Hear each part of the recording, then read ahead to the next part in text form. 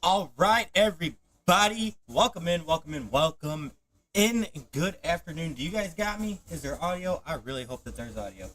Um, Hold on just a second. It sounds like there's audio, so I'm gonna trust that there's audio. So, blending mode. Oh, that is not on. There, because we're gonna have to edit this. I hope that my chat is visible when we do this, and I really hope that my audio comes through clearly. So, we are watching the Chicago Cubs, Milwaukee Brewers, NLDS Game 1. Um, Kind of tricky. I obviously can't show the game because the MLB would definitely come after me. As you can tell, it looks a little different. We got the red and blue LEDs up for the game, so my face is going to be a shade of blue, just a little bit. I mean, I suppose I could turn down I could turn the blue down just a little bit so it's not like crushing my face. I have the game on my TV. I have that live, so that's cool. What I need to do is give you guys at least something to watch along for the game, which is what we're going to do. Yeah, so the lineups have been submitted. I'm looking at it right now. We'll go over the lineups before I switch you guys into full screen. We are about 11 minutes away from first pitch here, so we'll go over the home team, the Brewers, then we'll go over the Cubs. For Milwaukee, it is Churio in left field, Terang second base, William Contreras the catcher, Yelich is the DH, Vaughn first base, Frelick right field, Durbin third base, Perkins center field, Ortiz the shortstop. And for the pitching, you got Freddie Peralta. They are rolling out today. This is going to be a tough crew to beat 100%. I'm a little bit worried about game one. Game one is definitely the one I've been worried about since we knew that we weren't going to get Cade Horton back in time, which is a little unfortunate. So not having Cade Horton definitely hurts. But what we do have is Matthew Boyd, and Matthew Boyd played pretty damn good against the Brewers all season long, so I'm not really worried about that. It's basically just going to be who could get to the bullpen first, very similar to how the Cubs played against San Diego. I have a lot of faith in the Chicago Cubs today. I think if the Cubs can go back to Wrigley 1-1, I think that there's a very good chance for this series. Now, for the Chicago Cubs lineup, it'll be Michael Busch, first base, Horner, second base, which is who we are wearing today, by the way. I'll get turned around and show you that in a minute. We have Kyle Tucker, the DH, Suzuki in right field, Ian Happ down in the number 5 spot. Thank God, I don't think he should have been batting third in the wild card series. Carson Kelly, number 6, PCA, Pete Crow Armstrong, number 7, Dansby Swanson, number 8, and Matthew Shaw, number 9. I like this lineup. I like it a lot better since you went and flipped Ian Happ with Tucker. I think that is well deserved, 100% for him. I think that I would have liked to have seen Kelly above Happ too, if I'm being honest. I think I would have liked to see Carson Kelly up there a little bit. Not the end of the world though. Not the end of the world. So let's see. We got Matthew Boyd. I think if Matthew Boyd can at least get through the order twice, I think that would be huge. I think the way that our roster for the NLDS is constructed, it's very similar, very very similar to the wild card series. The only difference is Taylor Rogers got switched out for who was it? I was just looking at it too. Hold on, we'll get it pulled up.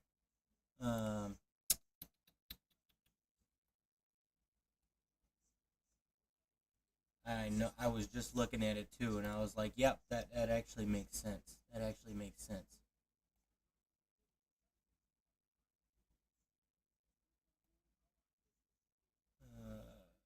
Let's see here.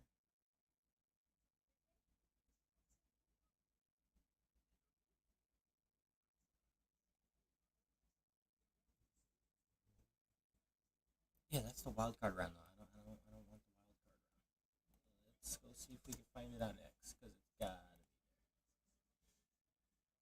I forgot the actual picture that they replaced them with. That feels so goofy right now.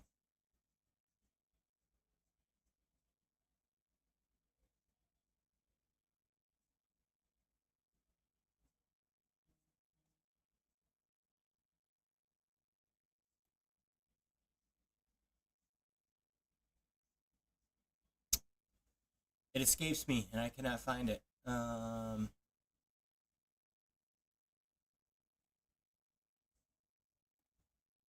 Oh no, I just closed my window. I didn't want to do that. Shit.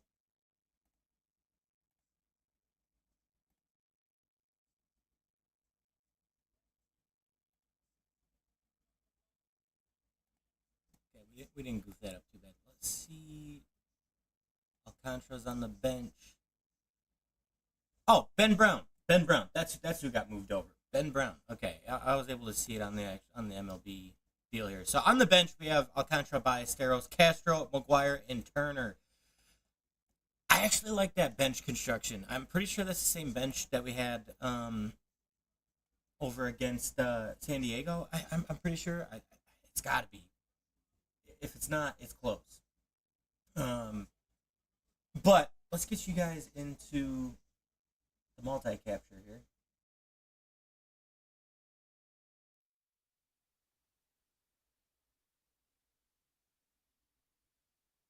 All right, so as you can see here, the only thing that's blocked out on the stream down here is just whoever's pitching. That was the absolute best that I could do, and then the live feed for said for the game, you kind of won't be able to see that, but I'm going to scroll this up just enough so that we could get the scores of the other games, even though no other game is going to be started until well after this game's probably finished. Let's see here. We also got. Let's just scroll this down pretty much to the bottom. All right. Yeah, we'll just scroll that back up. That's not a big deal. But the Cubs get to bat first, being the away team. We are about 4 minutes from the start of this game. I am super, super excited. I've been waiting 8 long years to watch the Cubs play some competent baseball in the postseason. We finally have some competent Cubs baseball in the postseason. I'm excited. I hope you're excited. We get to watch Cubs baseball. Like I said, I got the game live on the TV, so I might be reacting a little faster than what you see on the screen here. I hope that it's not like overly annoying for you guys. If I need to turn the game off on the TV and just kind of watch the live feed with you guys, we can do that. Hopefully we don't have to, though. I was thinking about changing where the camera is, but I'm not 100% sure on where to put it. Let's see here. Where is my multi-chat, and why won't it show up?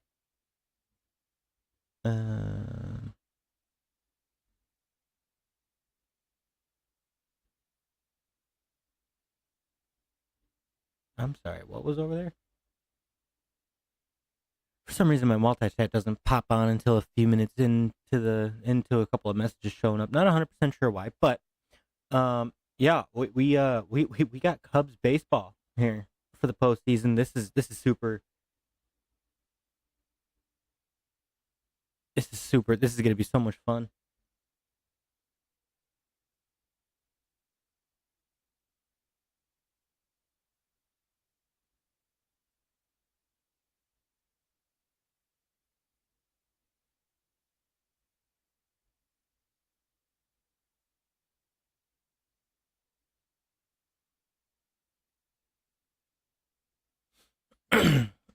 We got just actually, you know what? This MLB ticker on the MLB website might be a little quicker than what's going on the TV. Actually, now that I think about it, because I'm streaming the game, I'm not watching it on live television because we don't have live TV in this house because we all stream everything.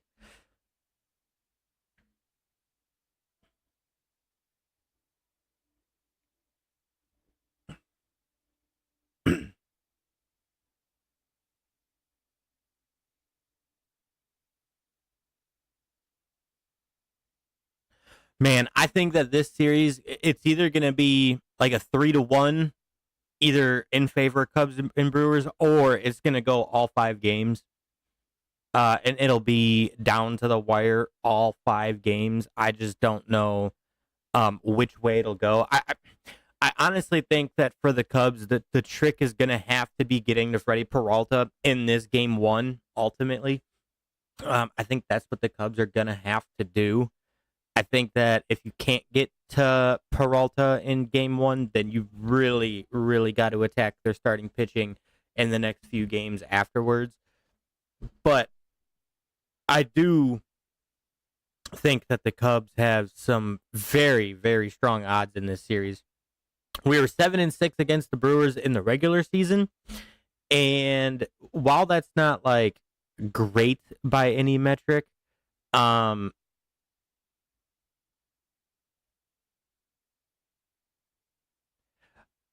just Josh, I wish that I could put a live feed of the game up, but if I did, I would definitely get I would 100% get pinched with a copyright, and I do not want to get pinched with copyright because I do multi-stream, and I do know that they check TikTok and they do check YouTube. Trust me, man, I wish I could have the game pulled up. I really do. That would be a lot better. But that's something that I cannot risk. Coming down to the Cubs hitting in general, however, I do 100% agree with that. They have to get their hitting going faster than they did against the they have to get their hitting going faster than they did against San Diego. I 100% agree there. The trick is you're gonna have to get to Freddie Peralta in a hurry. They faced Freddie Peralta 3 times this season, I think, and they got to him twice pretty quick. So I do think that you can really, I do think that you can get to him. I really do think you can get to him. It's just you gotta get to him quick. So let's see here. I'm definitely behind on the TV. So this guy that you see on screen with me is definitely a little quicker. Ball 1 to Michael Busch, and we are underway. It is NLDS Game 1, Cubs versus Brewers. Let's go, Cubs. Let's get after it. I will, if I start getting a lot of chats coming through multiple platforms, I will try to keep up with the messages as fast as I can. I promise. I promise. If something big happens on the screen, I'm definitely going to turn over to the TV to see what just happened. So just kind of bear with me there. It is quickly 2-1 against Michael Busch here. One thing that I want to see, again, get into Peralta as fast as you can. I think that that's a big thing to do. And also don't try to sell out for the home run ball. I think we saw a couple of people do that versus the Padres, mainly Ian Happ. Michael Busch with a solo home run to start the game. Oh, my God. Michael Busch puts the Cubs up top early. There you go, Michael. There you go. On a 3-1 pitch, or a 2-1 pitch, Michael Busch sends a home run to right center field. That is what we are talking about. Michael Busch continues to mash in the leadoff spot. Oh, my God. I want to see how far up. Oh, man, Michael Busch is... I'm looking over at the TV, and Michael Busch is swinging for the fences, like, immediately.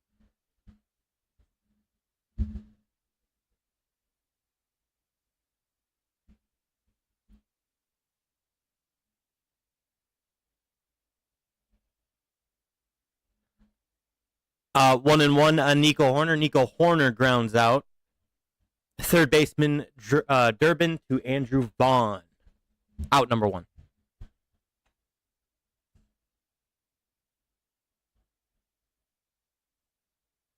Oh my God, that ball was crushed. Into the second deck. Yeah, that ball was crushed. Yeah, so Josh, as you were talking about, hitting early, Michael Busch, Mikey B, he's got us covered just like always. Michael freaking Bush, man, God, him being in the leadoff spot is such a W. Honestly, I wish he would have been in the leadoff spot a little more mid-season when the offense was struggling, like in June and July, or July, August, I should say. Like, having him in the leadoff spot would have been huge. All right, it's quickly 1-on-1 on DH Kyle Tucker.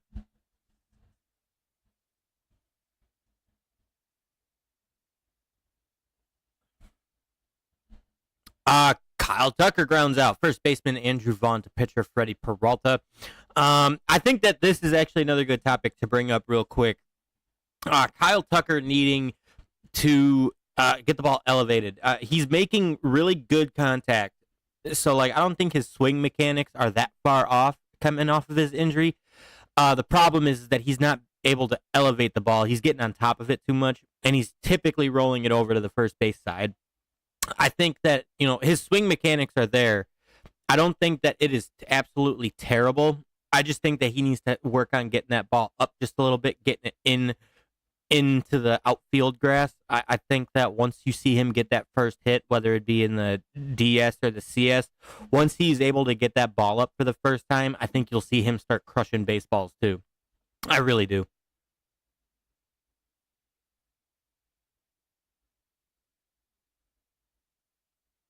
Because, I mean, his timing is there. Like, I'm looking at what's going down on the TV, because, like I said, my TV is behind the live ticker here. His timing is there. His timing does not look terrible. It's just when he's dropping for those pitches that are a little bit lower in the zone, he's getting over the top of it. And that's exactly what happened there for that ground out. He's just getting on top of it just a little bit.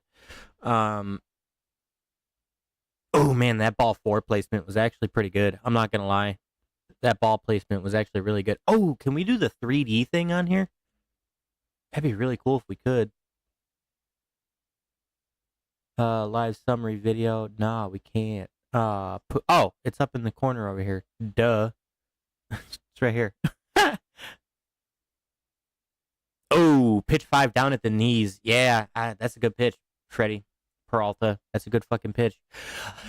After one half of an inning, Michael Bush puts your Chicago Cubs up 1-0, getting on top of Freddie Peralta in a hurry, like Michael Bush does from the leadoff spot. Man, could you imagine how many more games the Cubs could have won had they had Michael Bush lead off more than having him down in the 3 or 4 spot? I mean, let's be honest. I mean, Michael Bush could have done a lot of damage. A lot of damage. For those of you tuning in, I thank you very, very much. It is AJ, your average gamer, 714 on these here channels. My sports previously used to be the average fan. I decided to just combine everything with the gaming channel. I'll try to keep them separate in separate playlists and whatnot. Doesn't matter what platform you're on, whether it's Twitch, Kick, YouTube, or TikTok. I appreciate you guys for hanging out. I appreciate you guys for stopping in. Give your opinions on the Cubs Brewers NLDS. Give me your predictions. What do you think the final score of Game 1 is going to be? What do you think this the series record will be, and who in favor of? Obviously, being a Cubs fan, I would like the Cubs to win. I think they have a chance to go 3-1 if they go back to Wrigley 1-1. I do think that they can definitely do damage at home, but you have to be able to get there 1-1. I think if you take one away from Milwaukee, especially if you take it in Game 1, taking this game fast in Game 1 could help a ton. Let's get the mic adjusted here so I can actually be kind of looking at the webcam most of the time, shall we? Yo. I want my blue color. Thank you very much. There we go.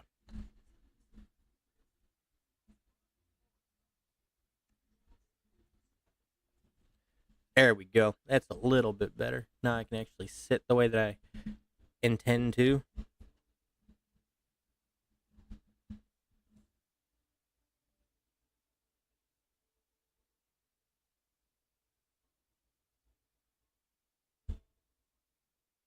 Hey, when I'm not talking, is my mic picking up the actual TV audio in the background? I don't see it moving on my mixer. I hope that it's not. And by the way, even though that we are doing a watch along here, we will be doing a stream for gaming when this game is over for sure, because we are a gaming channel, obviously. Right now we're in the middle of a Call of Duty grind. We're waiting for NASCAR 25 to come out.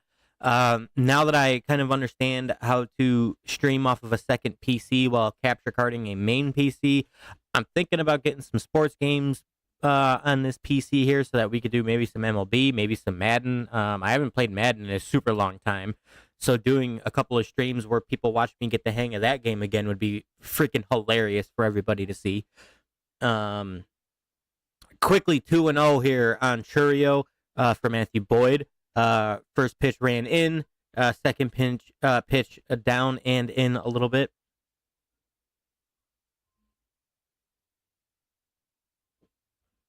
Like I said, for those of you who come here for the gaming, we will be doing gaming afterwards. For those of you who are here for baseball, for those of you who are Cubs fans, even Brewers fans, welcome in. I appreciate you guys for stopping by. Load up. That I am a fan from the UK. Technically, I'm neutral, just enjoying the playoffs. But you root for someone, so I suppose I could be a Cubs fan for a month. Nice start. Art, I appreciate the message, my friend. I greatly appreciate that. In play, no out. Let's see. Is it a double, single? What are we working with here?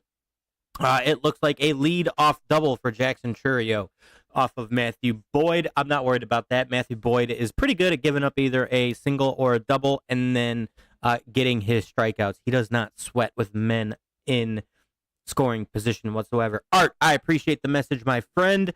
We will definitely be doing these watch-alongs as much as we can for as long as the Cubs are in the playoffs. So hopefully we advance to the NLCS so that we can continue after the DS. We will see how... Oh, no. Terang definitely might have just hit a home run. He did not. He doubled. Okay. RBI double. We are tied up at 1. RBI double. We are tied up at 1.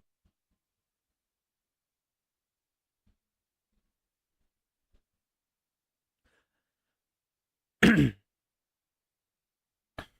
right. Let's just let's settle down just a little bit here. Oh, I'm watching this on the TV. That sunlight in left field is definitely going to mess with Ian Happ a little bit today. In left field for sure.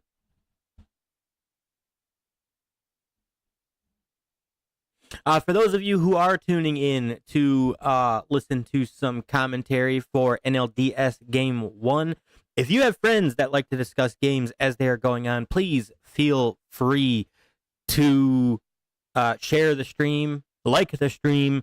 Let's get some movement on today, shall we? And William Contreras doubles. It is now 2-1 Milwaukee. Not a good start off of Sir Matthew Boyd. 6 pitches, 3 doubles. We do not like that at all.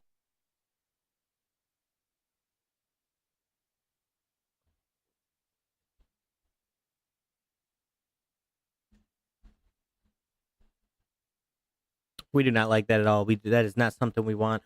That is a pitch that was a little down too for Contreras. Contreras just went down and reached it. Not gonna lie, he 100% went down and got that pitch. I don't know. That's a little unfortunate. Yeah, mound visit. Let's get Matthew Boyd. Let's get his nerves down a little bit. Matthew Boyd is definitely a better pitcher than this.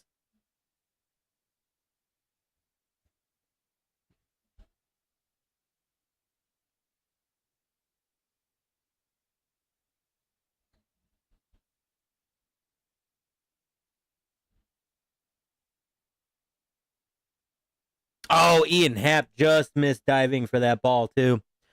As I'm watching the replay here on the TV, Ian Happ almost got there. He laid out. That was such an excellent try for Ian Happ. Wow. All right, just try to limit this damage here. I believe that you definitely can, Matthew Boyd. Just settle down, settle in, get a nice little rhythm going. Just scratch those first 2 runs. We'll just pretend like those didn't happen. We could definitely manage this a little bit better. 3 consecutive doubles to start the bottom of the first for Milwaukee, one of which Ian Happ laid out for, barely missed catching the ball. That was just unlucky. Let's see here. Christian Yelich just grounded out. So that is out number 1 for Matthew Boyd. Hopefully he could get into a little bit of a rhythm here, and hopefully he could settle down, limit this damage. As long as you keep Milwaukee close, our hitters definitely can get to Freddie Peralta. He has definitely done it. And actually, now that I bring this up, one thing that I think that the Cubs need to do is not so much getting to Freddie Peralta, because the Cubs have done that a couple of times in the regular season. What the Cubs need to focus on is Mizorowski. Mizorowski is a guy who could pitch really fast. He could create a lot of swing and miss, but the 2 times that the Cubs faced him in the regular season, they got to him and did a ton of damage. So if you can get to Peralta and Mizorowski, I like our chances for the NLDS. I really do. Once again, for those of you joining in, we have the game day up here on screen, as you can see. I don't want to get flagged for copyright by having the game actually up live. That would be very, very bad. We are doing a commentary to what you see on the screen here. We're going to be interjecting opinions all day long. I have the game up on my TV, so when something happens over here, I can look over and see exactly what happened. So I can kind of elaborate more on the commentary. For those of you that want to get in on the chat, give your predictions, give what you think, talk about what you think is going on during the game, you're more than welcome to. If you have friends that are fans of the Cubs or the Brewers and you guys want to get involved, go ahead and share the stream to those friends. Bring your friends in. Let's all talk together, and let's have an absolute party of a time. Watching, listening, however you're getting a hold of your game, let's have a party today.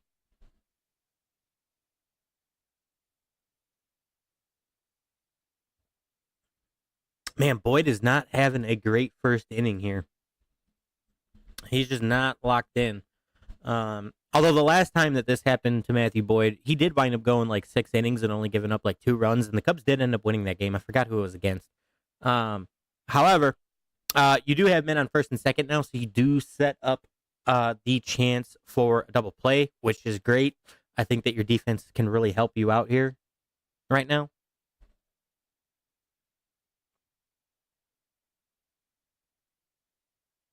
What I don't want to see is, oh wow, that pitch was very in on Frelick, and he went swinging for that.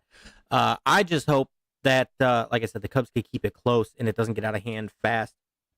The further Boyd can go in to this game can only help the bullpen, obviously, and that's what you want to do. I think that more so than versus the Padres, the Cubs-Brewers series is definitely going to be a battle of who can force... who can force their way to the bullpen first. I think that's going to be the biggest thing here.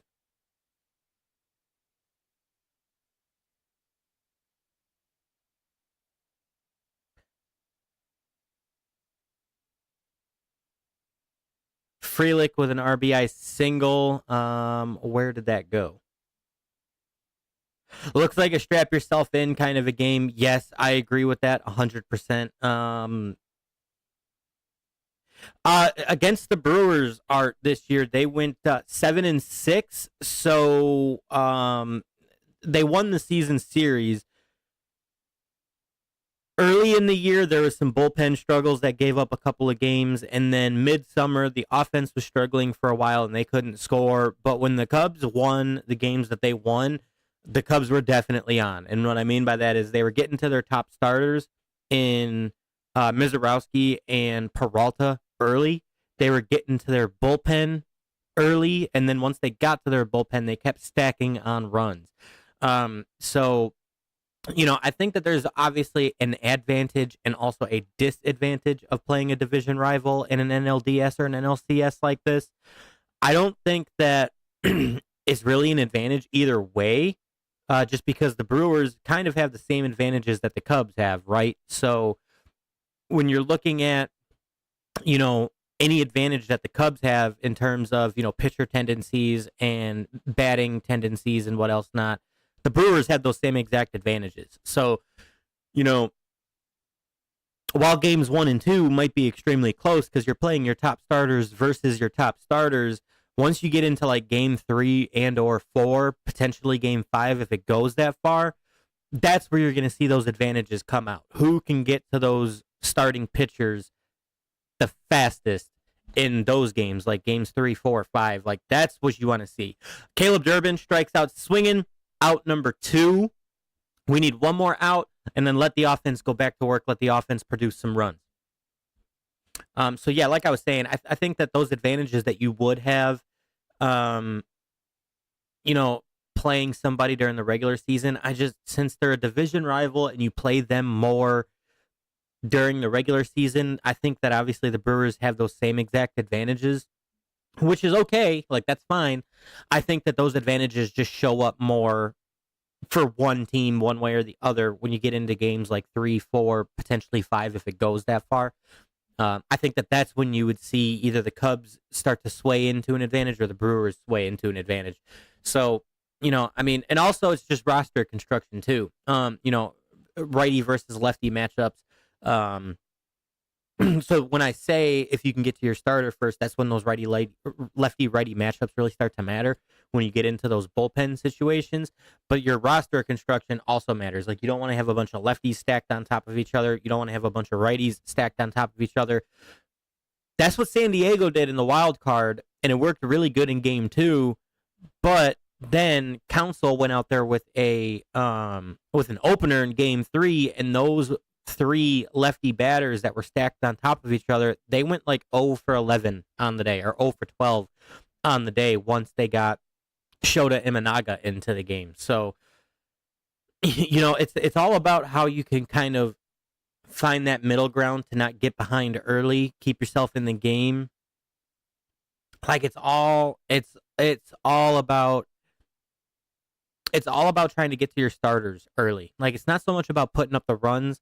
It's about managing pitch counts, driving up high pitch counts. That's what you want to do. You want to get to the bullpens early. That's how the MLB is being played nowadays. Because pitchers, starting pitchers, they don't go, 95, 105, 110, 120 pitches like they did back in the day and pitch complete games anymore. Like, especially in the postseason, right? You get through your lineup twice, and then you're pulling your starter almost automatically. Like, you get through unless your starter is very much on. Locked. Welcome back in, brother. Welcome back in. It is 3-1 Milwaukee early in the bottom of the first. Matthew Boyd struggling in the first inning just a little bit here. Don't the bullpen pitchers have higher velo, though? They do have higher velo. That is true. But also, so do a lot of starting pitchers, which is why you don't see starting pitchers go, 100 plus pitches that much anymore. That's why you see a lot of Tommy Johns at this point in the season. You just don't see pitchers going as far because, yeah, sure, your bullpen does definitely have higher velocity, but velocity is ticked up as a whole across the entire MLB, Eli. So that's the one thing, and I like that comment. I do like that comment. That is the one thing that is huge about trying to get to the starter as fast as you can, because those righty-lefty matchups, you tend to bring guys in off of the bench when you're well into the bullpen, right? So that's where you can really start to play your bench players. And I think that you construct your bench players a lot heavier in the postseason too. You try to really, get that bench really set up for a you really try to construct your bench to really give you that edge in the postseason as compared to the regular season. I think that you put a more of an emphasis on it in the bullpen. Relievers definitely do have a better ERA. But if you're getting to the starting pitcher early, if you're getting to that starting pitching early, you're typically putting runs up on the board, right? So a good example would be, I think the second time that the Cubs faced Mizorowski, I think they wound up putting up 4 or 5 runs on him, and neither bullpen wound up giving up a run the entire game. So that was like the final score was like 4-0 Cubs.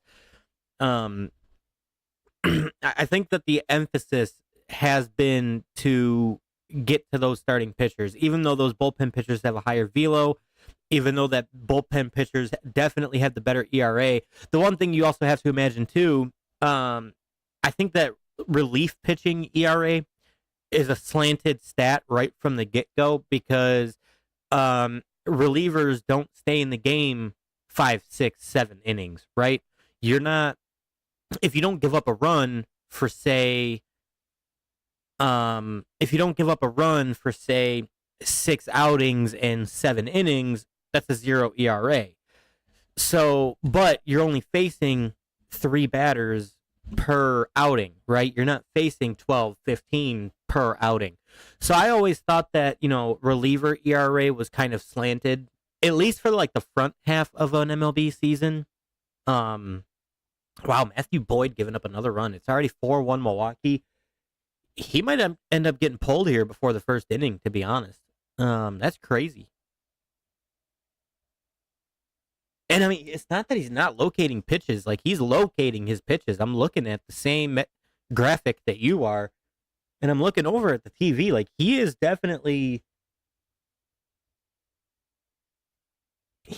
locating his pitches. Like, he's not pitching that bad.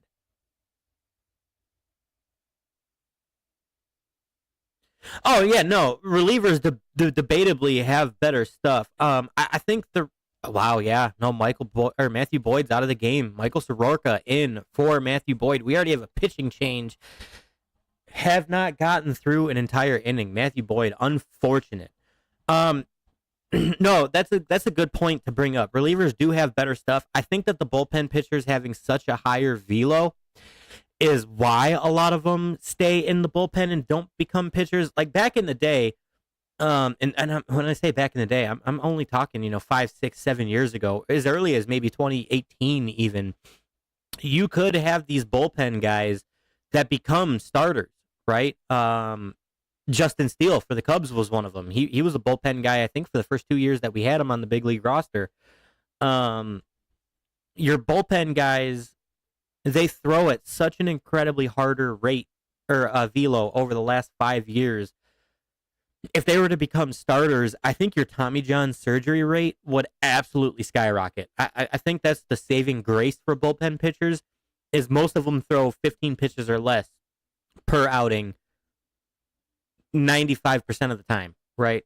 So I think that's the saving grace there for those relief pitchers.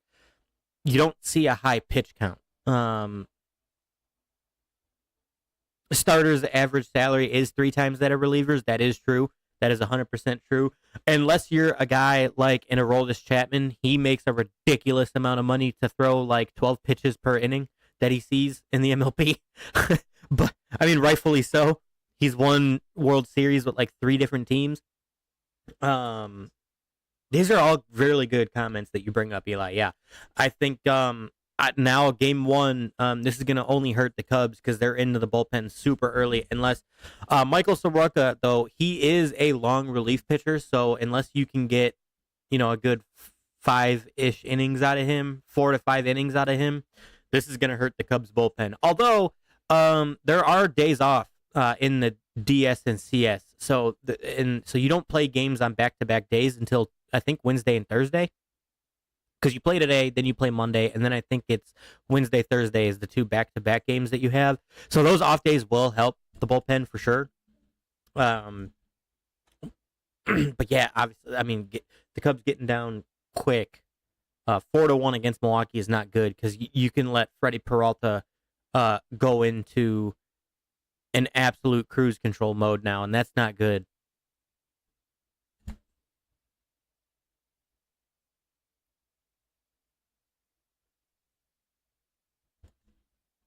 Oh, that pitch 3 a ball? Really? Really, umpire? I don't know about that. Pitch 1 should have been a strike too, by the way.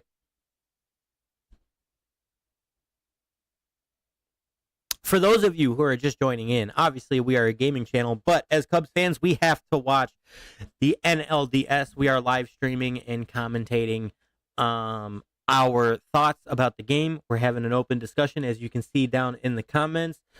Michael, with the subscribe, thank you very much, my friend. To add to that, sub. If you guys would not mind liking and commenting and sharing the stream to your friends, let's try to get as many people in here talking about this NLDS as we can. Doesn't matter if they're Cubs or Brewers fans. Let's get everybody we can in here and let's have a fun time talking baseball today. Soroka walks his number one man. That is going to turn the lineup over to Jackson Chourio.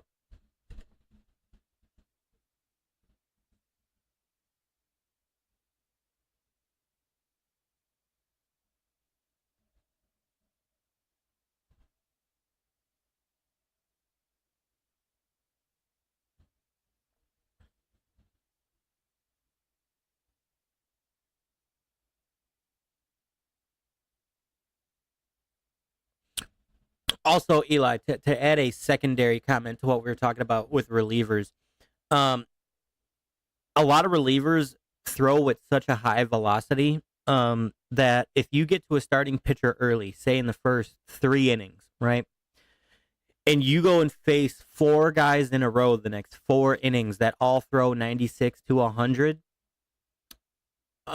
you're gonna actually see the offense be able to make an adjustment to that, and they'll eventually catch up to that velocity that the starting pitcher might not have, right? So, this was one thing that, oh man, there's more runs. Golly, this game is not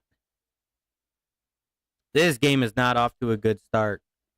The offense is gonna have to get ourselves out of a hole here early. Brewers put 2 more up on the board. It is now 6-1 Brewers. Holy Jesus. You keep pitching low in the zone, these guys are going to adjust to that. This is not a good start for the Cubs. Holy Jesus. But what I was saying, though, is that if you go and face 3 to 4 guys in a row out of the bullpen that all pitch at about the same velo, 96 to 100, your offense catches up to that. And that was one thing that the Cubs were actually really good at in the beginning of the year. If they got to a starting pitcher early, you would see them face these bullpen guys, and what they would actually do is, after 2 or 3 innings of relief pitch, they would start stacking on runs in the 7th, 8th, 9th inning. They would start adding on runs because they would catch up to that velocity, and that's what a good offense does. I still think that the conversation is to be had. Obviously, it's a double-edged sword. Yeah, live betting Cubs to make a comeback would be fuck you down 6-1. You'd make a crazy amount of money if you were to live bet the Cubs making a comeback on this game.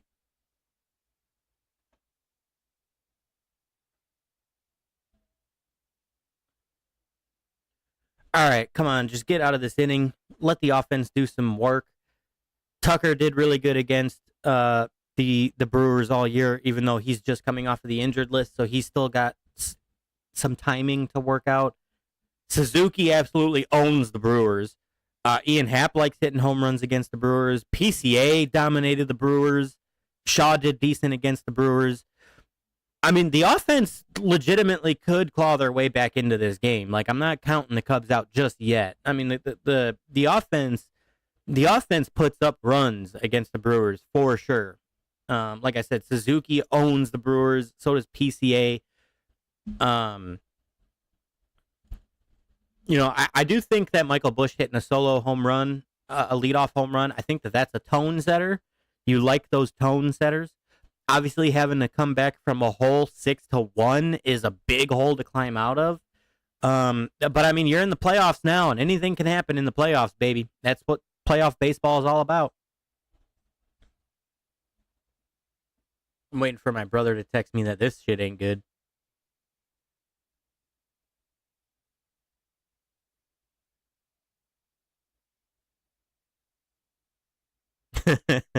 I got some Brewers friends who are already texting me, oof.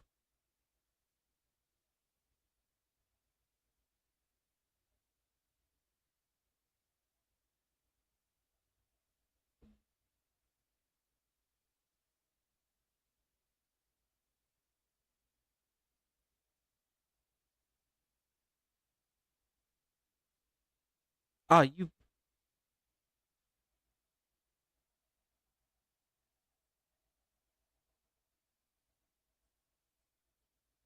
There's a lot of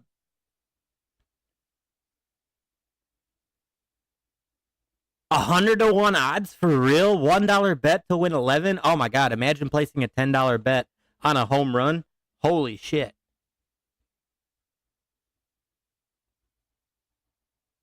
Waiting for my brother to text me.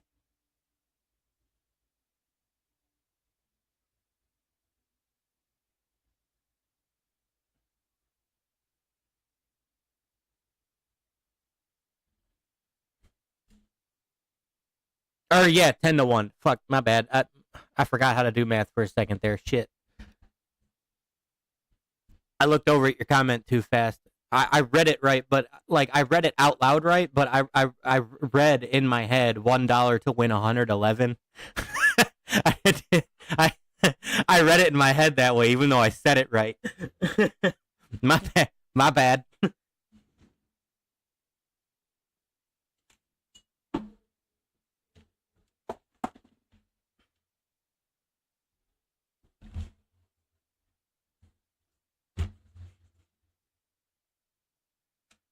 Oh, come on, Cubbies. Let's do something on offense here. You don't got to get all your runs back in one shot. Just get a couple runs back. You don't got to get them all. Eli, by the way, with the sub. Sorry, I didn't look over to my my streaming laptop there. With the sub, thank you, Eli. I appreciate that, my man. I appreciate it. Yeah, I read that like out loud right, but in my head, I read it as 100 to 1. That was what the fuck. That was just a derp on my part.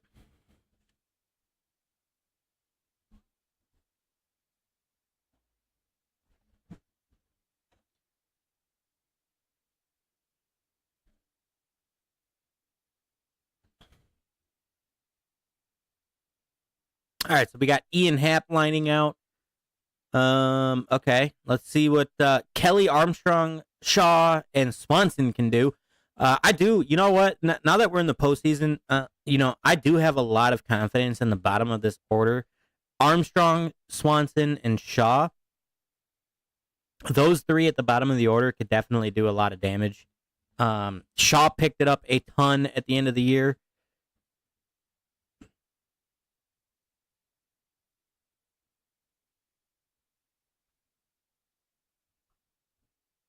Dansby Swanson was just kind of smooth sailing for the most part. PCA picked it back up at the end of the year after struggling for about a month and a half.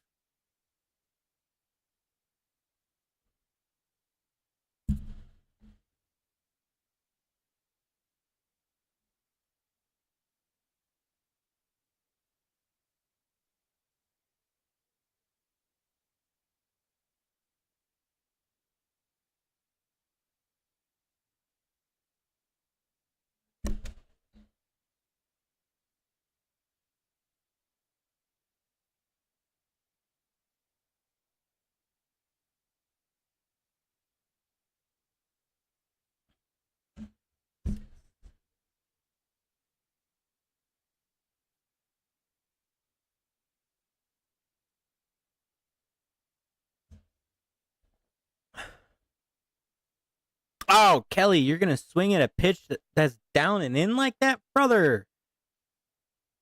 Come on, don't let Peralta get into a rhythm here. You got to find ways to disrupt him. You let him get into a rhythm, and that's not going to be good.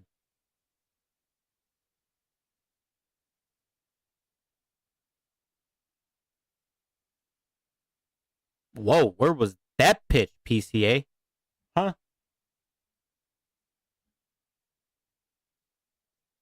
I'm going to have to look and see where that pitch actually wound up on live TV.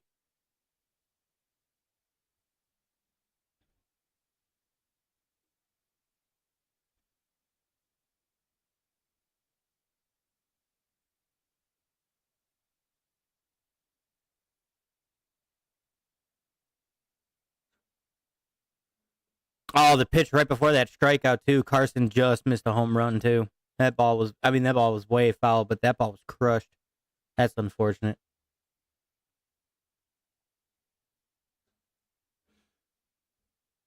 All right, Swanson, just move them over. Don't do anything crazy.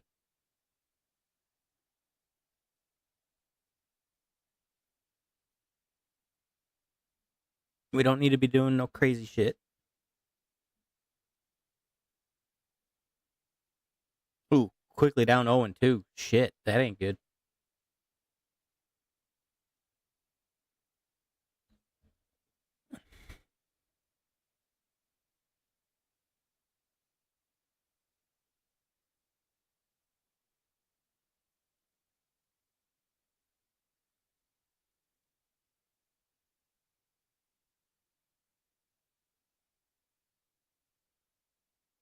I have the game on the TV. Yes, but man, Swanson strikes out. That sucks. I have it on the TV. I just don't want to pull it up on the live stream just because I don't want to get hit with copyright because that would suck. Oh, hey, my live chat finally popped up over here.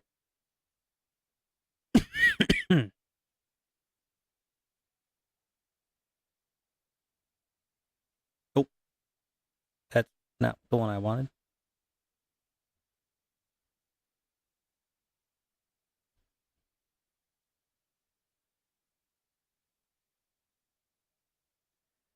Damn.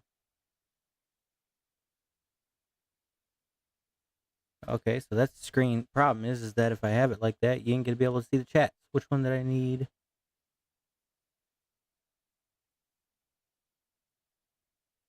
There we go. I'll just have that box dark so that you guys can actually see the chats coming through. When we game, I leave that opaque so that it doesn't really mess with the gaming. But for the sake of this live stream, while we're all talking, yeah, I have it on the TV. I don't have live TV though. I live stream, so it's like a pitch and a half behind what you guys see on screen. Which, I mean, not the end of the world.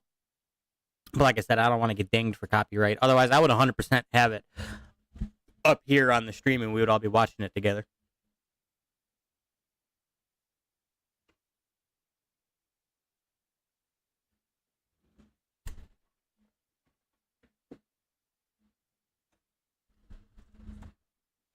All right.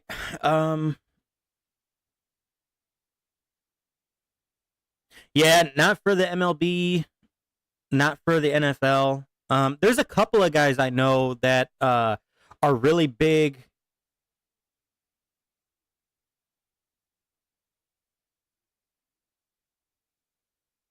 MLB webcast. Oh, are you watching it through the MLB app for that? There's a couple of NASCAR streamers that are pretty high profile actually that have agreements in place with NASCAR so that they can stream NASCAR races. I forget who his name is, but I follow him on Twitch. He does NASCAR races on Twitch, which are pretty legit. It's actually pretty cool.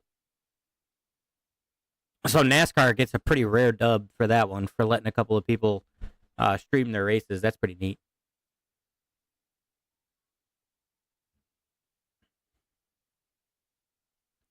So is Soroka going to stay in the game? Or who's pitching? It is indeed Soroka. Okay. We got to have these pitchers find a groove, put up a couple of blank innings here. Because like I said, I mean, the way this offense...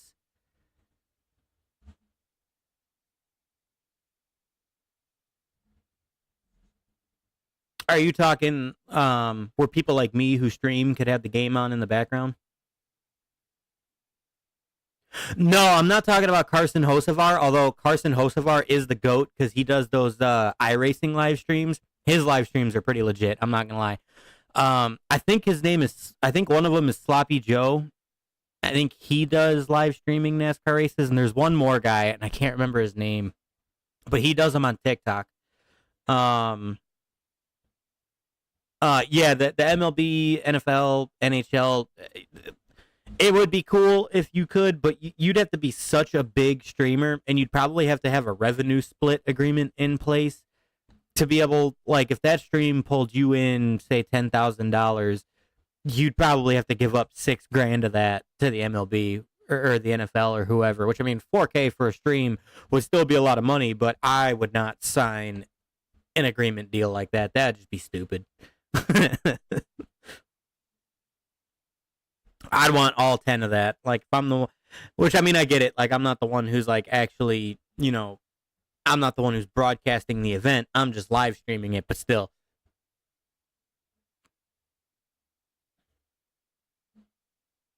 All right, Soroka, find a way to put up a 0 in this inning. That would be great. Because we can't lose 6-1 like this. We got to find a way to let our offense claw their way back into this game. Dude, Michael Busch had such a monstrous series against. He had such a monstrous series against San Diego. He's batting .455 in the postseason. Granted, I mean, it's what, 4 games, but still .455 in a series is monstrous. Especially with some of the pitchers that San Diego has in their bullpen, to be able to put up a .455 with a 1538 OPS. Holy shit.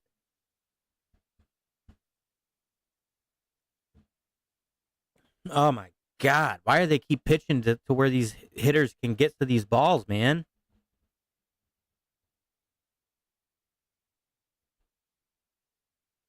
Man, the Brewers are just doing that small ball shit right now, and they're just getting to our pitchers. Holy balls.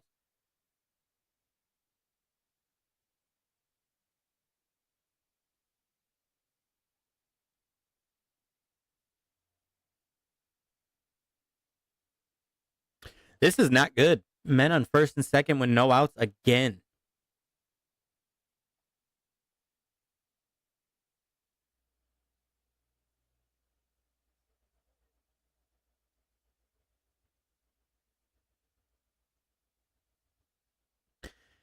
Kelly, my boy, I love you and all, but you got to start calling a better pitch mix here, because looking at this graphic, you're literally calling some of these pitches right into the little blue boxes where these hitters can get to these balls pretty good. So you got to start doing something different here with your game plan here, buddy.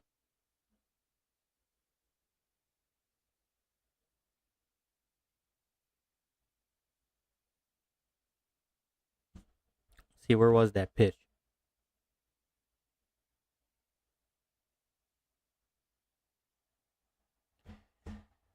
Oh my God. Andrew Vaughn just hit a single. Bases loaded, no out. What are we doing, Cubs? God, X has got to be Cubs Twitter has got to be freaking livid right now. I guarantee it.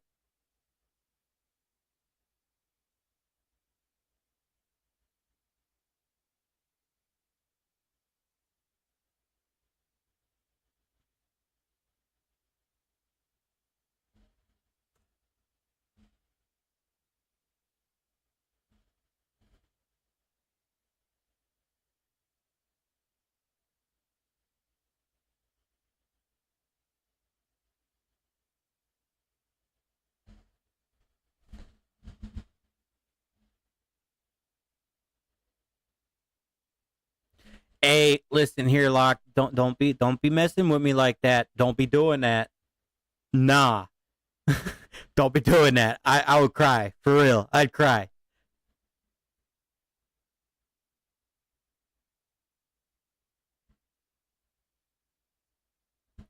Yeah, Jesse Rogers on Twitter. Milwaukee has 8 hits and it's the bottom of the second, no outs. Like, what is we doing?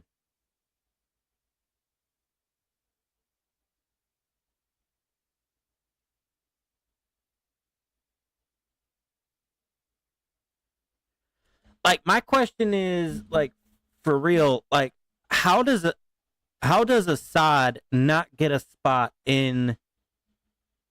How does Assad not get a spot on this roster? Because I don't think he did.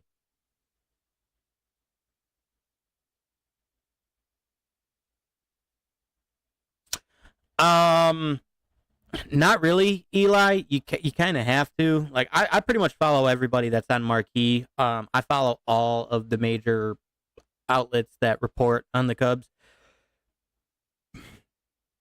Like CHGO Cubs, I follow them. Locked On Cubs, I follow them. There's really no way to get like a Cubs Twitter without that. I mean, you could just go into the search bar and just filter it to most recent tweets. I guess you could do it that way, but I think if you search Cubs often enough, like in the search bar, after a while, it'll start just giving you things that are Cubs related. But like I said, I mean, when it comes to Chicago sports as a whole, I follow all of them. All right, we got an out.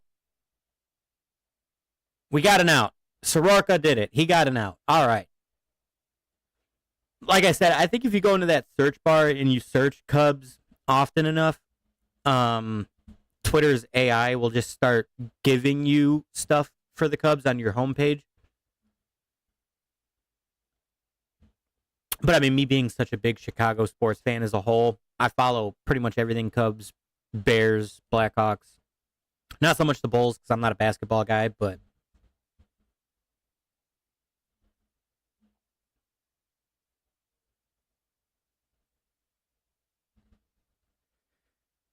first pitch swinging for Durbin, puts it in play. Where did that ball go?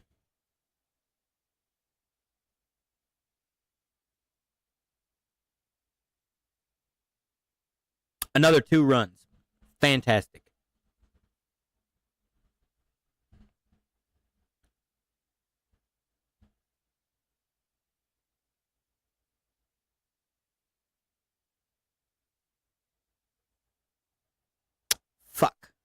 Fuck, man. Oh, being down 8-1 is not a good look. Not a good look. After the way you just played against San Diego and their bullpen, this is not a good look. This is going to be a quick series if this is how the Brewers are going to play every game of the series. I could tell you that.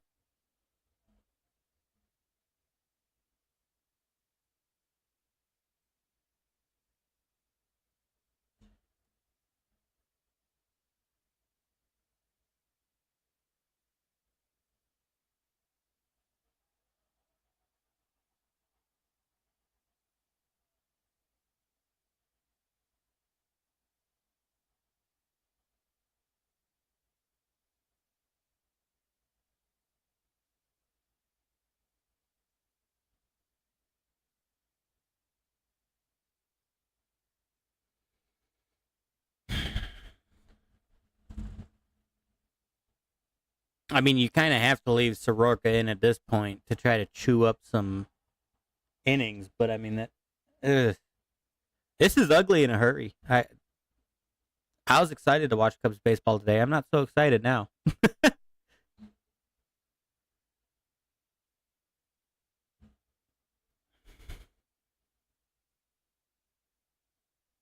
You got to find a way to get out. You got to find a way to get the Brewers to post zeros, man.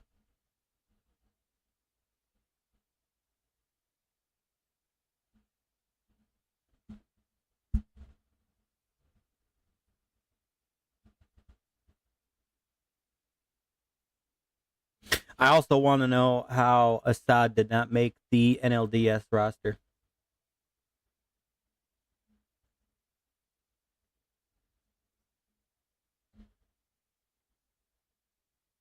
Because I don't think he did.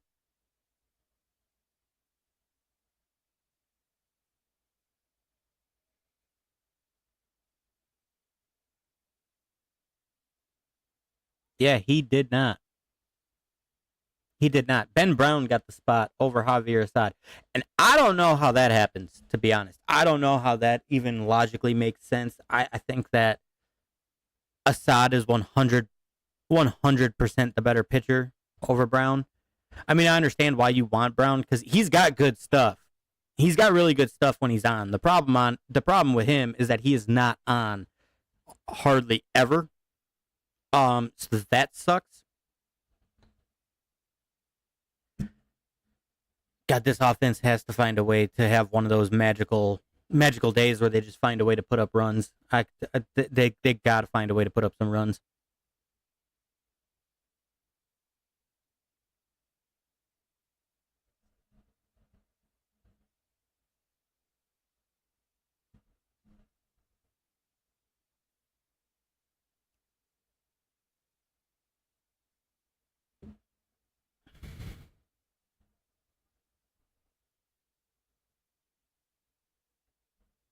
Looks like I'm going to be drinking a lot of beer today to forget this game. Holy shit.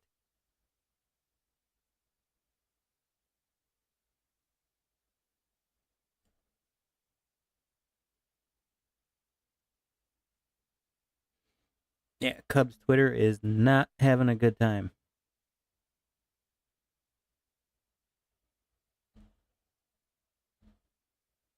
Joey Ortiz just walked, so that puts Soroka at 38 pitches already.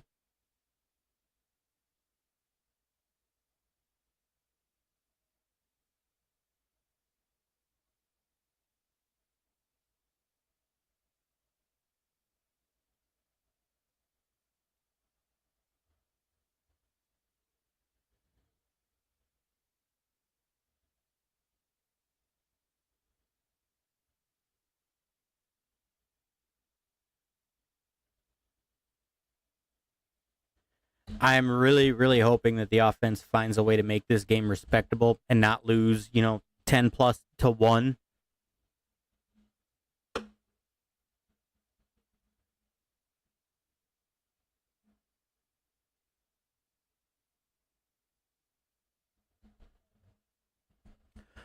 Well, Alec, the Cubs can't be that ass if they made it to the NLDS. Unfortunate the way that game 1 started, 100%. This game started off absolutely terrible. Well, actually, the game started off really great because Michael Busch hit a solo home run. Michael Busch has been crushing it in that leadoff spot. Goddamn, Savali got a spot over Javier Assad too. Oh, Jesus Christ. Yeah, you don't be asked by making it to the NLDS, so I will preface that right now. The Brewers are just finding a way to hit really well located balls right now. I got to give their offense props for that. They are finding a way to hit everything that is very, very well located. Well, don't forget, Alec, this is a best of 5 series, so it's just a game. It's just one game. Let's be honest, too. The offense could find a way to claw their way back into this game, even though they're down by 7 runs. The offense could find a way to make this game interesting, but look, our pitchers, it's not even that they're making a terrible mistakes. Like, they're locating pitches fairly well.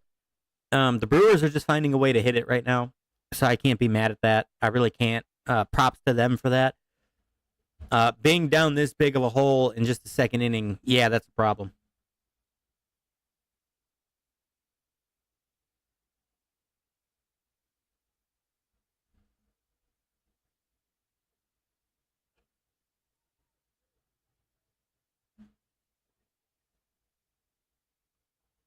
Um, I gotta disagree with you there on that one, Alec. Not so much wasting BP bullpen pitching just because you have a day off tomorrow, and then after Monday's game you have a day off. Your back-to-back games are Wednesday, Thursday, so those day offs kind of help you in being more aggressive. You can go through more pitching changes. Um, if you have to use the entire bullpen, if your offense finds a way to claw back into this game, if you got to use everybody, use everybody because you do have that day off. So that does help everybody in the bullpen.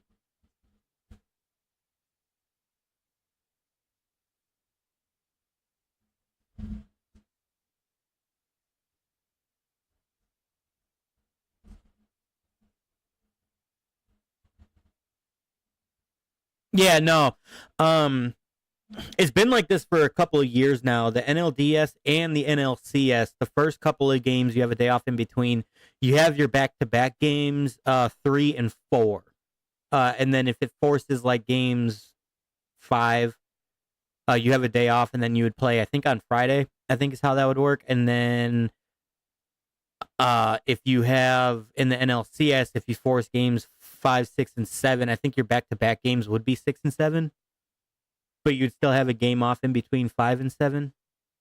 I'm not 100% sure.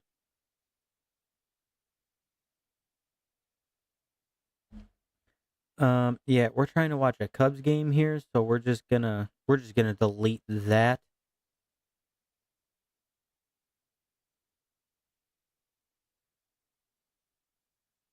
I can't delete it. That's unfortunate. Brewers put up another. That is unfortunate.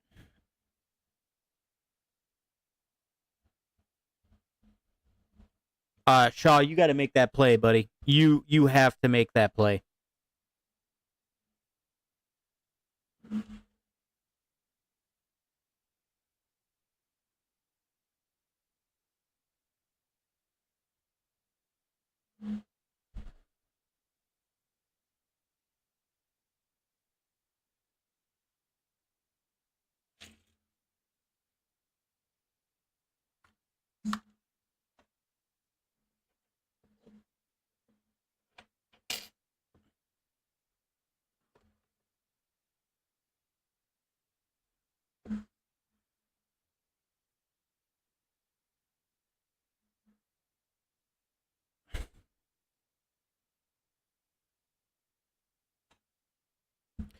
There's an injury delay. Oh no.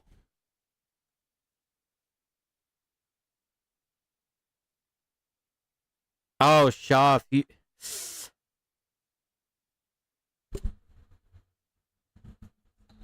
Shaw, if you keep that ball in the air, Shaw, you got a chance of getting him. Yeah, Matty Shaw there, he threw that ball right into the dirt, unfortunately. If he keeps that ball up in the air, he probably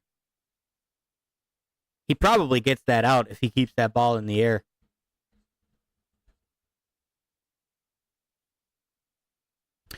Jackson Churio comes out of the game. Isaiah Collins replaces him as a pinch runner. If he ends up being down for a little while with that, whatever that is, that could definitely hurt the Brewers for the rest of the series big time.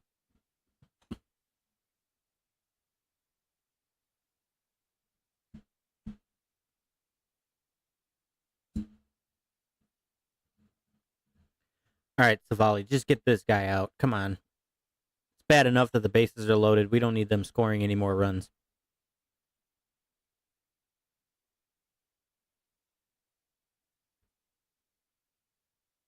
That's a good pitch down at the knees for pitch 4. That's better.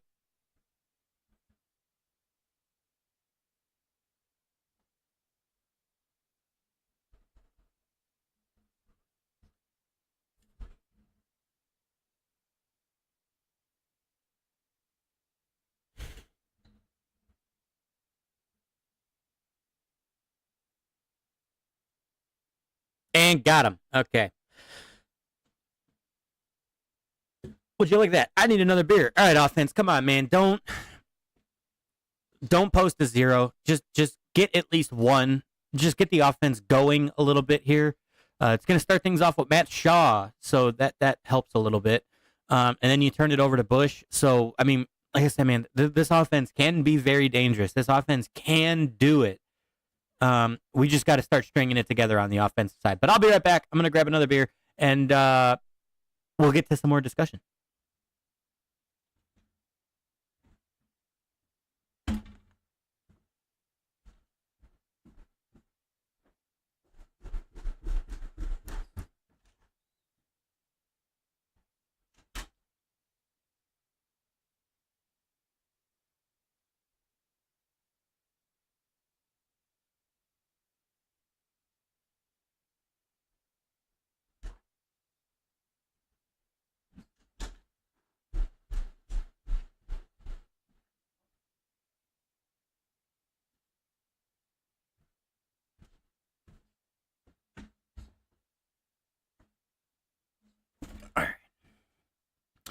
Yeah, Locked, we are not looking good to this point. Down 9-1.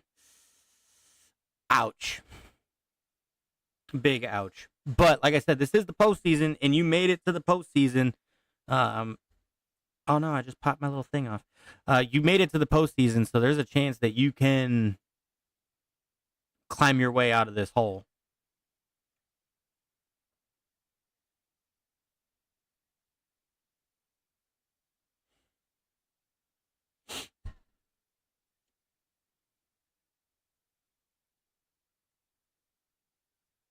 Yeah, Churio though, that injury for the Brewers, that injury could be very devastating to them.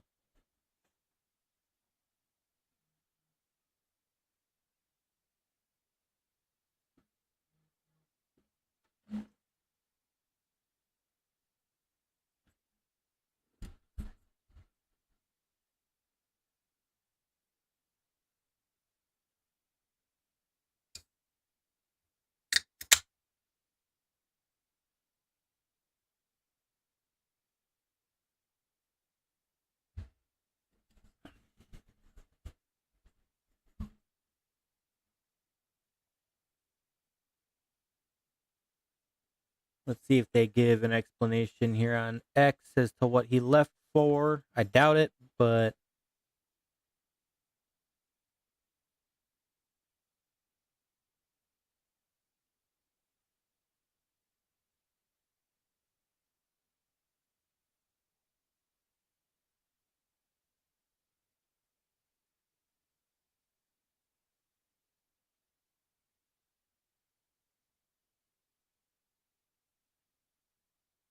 oh, Jackson Churio leaves with a leg injury. Yeah, that is not good for them. That is not good for Milwaukee. He's a pretty crucial part of their lineup at that leadoff spot. And unfortunately, I don't think that Milwaukee's bench is as deep as the Cubs. Starting off 2-1 on Matthew Shaw, 2 balls, 1 strike. Peralta still kind of on cruise control here into the third after that leadoff home run by Michael Busch. Hopefully the offense can get something rolling here, try to make this game at least a little bit interesting. I don't want to sit here 9-1 for this entire game. I will, but I don't want to.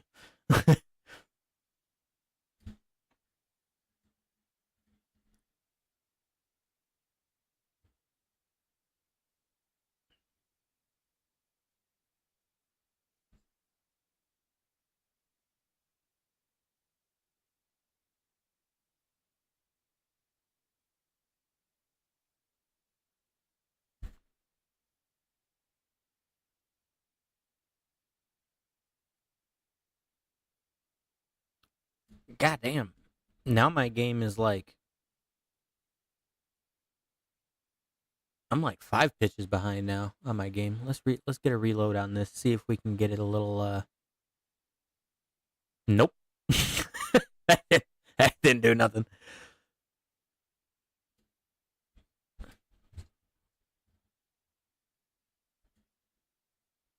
Full count on Matty Shaw here. And Matt Shaw draws a walk. After working a 7-pitch count. See, that's what you need to do. You need to work some higher pitch counts here. Get men on base, specifically in scoring position. That's how the Cubs really got to Peralta in the past, was getting runners in scoring position. Because he takes his mind off of the batter and he's focused on that man in scoring position.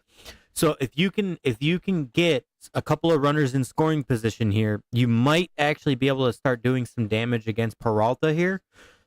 We'll see how this goes. But I could definitely see Michael Busch getting on here. I could see Peralta not wanting to pitch to him. He could definitely pitch around him. I could see him doing that, just because of that leadoff homer. But we'll see what goes on here.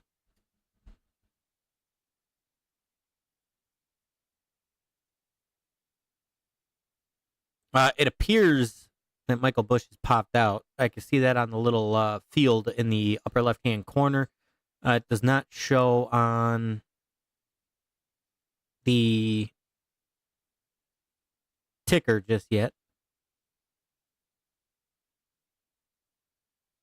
Yep, he did indeed fly out. Okay.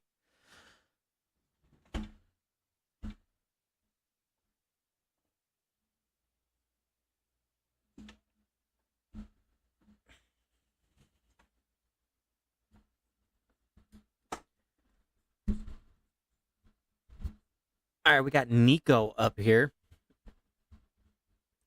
Nico posting a 333 average and a 725 OPS so far this postseason. Doing what Nico does. That's exactly what you need Nico Horner to do. He is definitely a pitch to contact guy. Not a big power guy, but that's all right.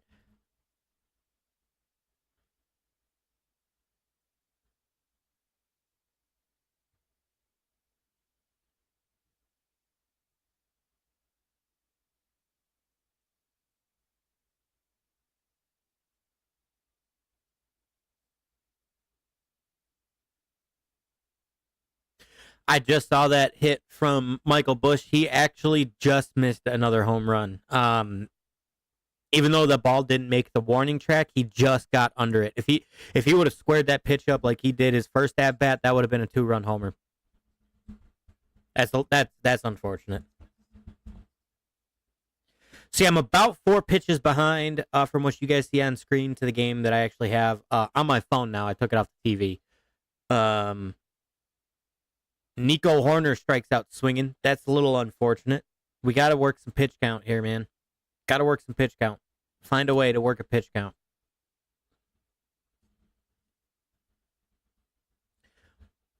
I want to see Kyle Tucker do some damage right here, right now. I don't want to see him roll over on a pitch. I want to see him put one into the bleachers behind the Cubs bullpen.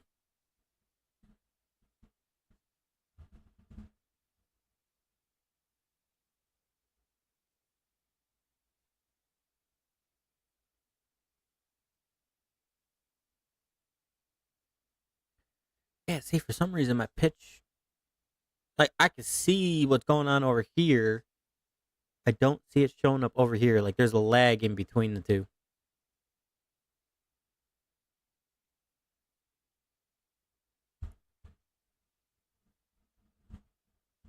All right, quickly down 0-2. Kyle Tucker's been kind of swinging at everything, just trying to get a hit. He's not really searching for his pitch that he likes to hit. I've been noticing that a lot lately. I want to see him get back to that. I want to see him get back to searching for his pitch, if you will. Kyle Tucker was very good at that until he got that fractured finger. So I want to see him get back to that. And I know he can too. Like he's Kyle Tucker. That's why you have him. He can do it.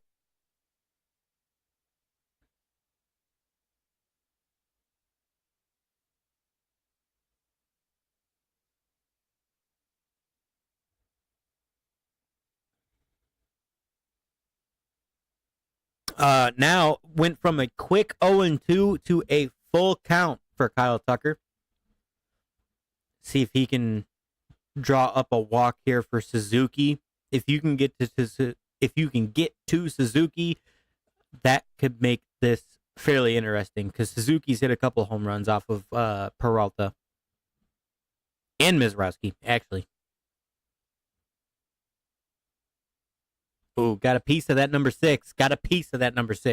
See, now you're starting to work some counts. Other than Nico Horner striking out on a 5th pitch, you're starting to work a little bit of a pitch count here. Peralta went from, I think this is the 20th pitch he's thrown in this inning already. Come on, Tucker, get it to Suzuki.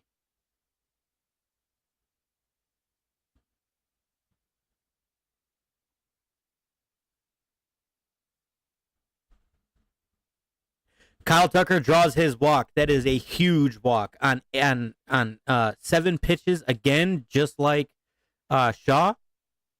That is huge. That walk is huge. Now you can kind of try to put a little bit of now you can try to do some damage here with Suzuki because, like I was saying earlier, when you get a runner in scoring position on Peralta, he tends to take his mind off of the batter and focuses more on the runners on base. At least that's what he's done against the Cubs. I don't know if he does that against everybody, but it seems like that's what he does against the Cubs. Suzuki could definitely do something here, even though it's a righty on righty matchup. Suzuki down 0-2 fairly quickly again here.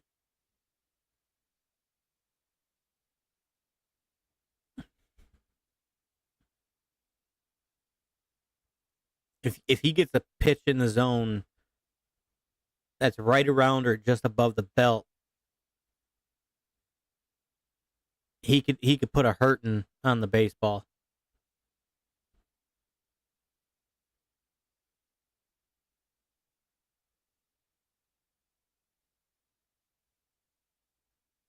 Oh, called strike 3. No. I'm gonna have to look at that on the actual game feed when this pitch comes through. I gotta see this.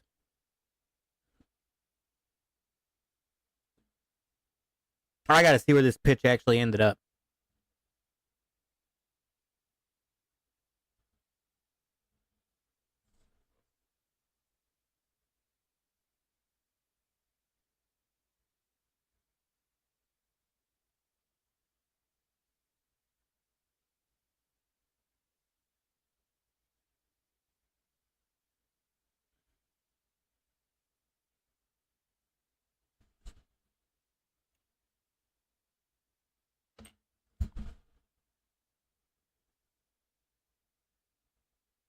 Hey man, you guys got to work on not swinging on things outside of the zone. Even if it gets a called strike, like tighten up your zone a little bit, offense, please.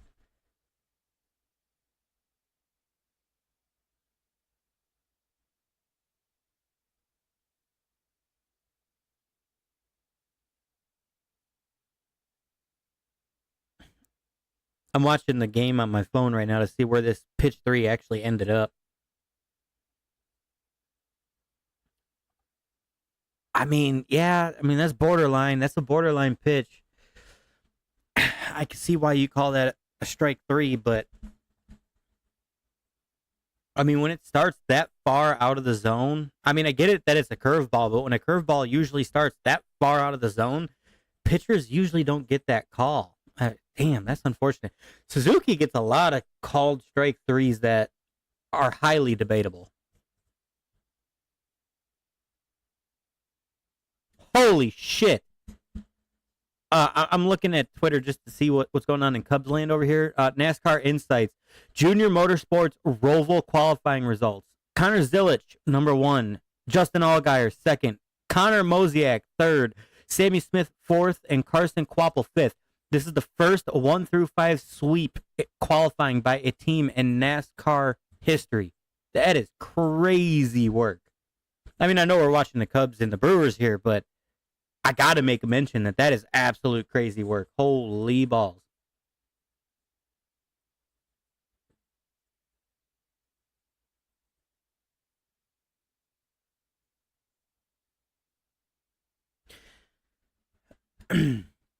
All right.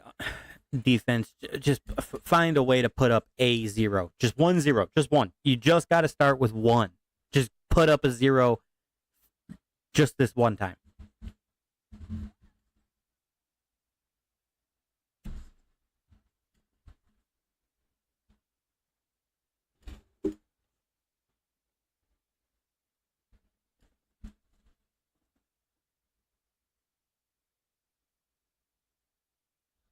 I still want to search down through Twitter and try to find out why Javier Assad did not make this roster. I kind of find that to be an abomination, if I'm being honest. Assad should have been over Savali any day of the week. I mean, unless you're saving him for the NLCS, which giving him that much time off can be an absolute detriment to him. All right, Contreras grounds out number 1 with nobody on base this time. That is, you need that. Yeah, I want to try to find out why.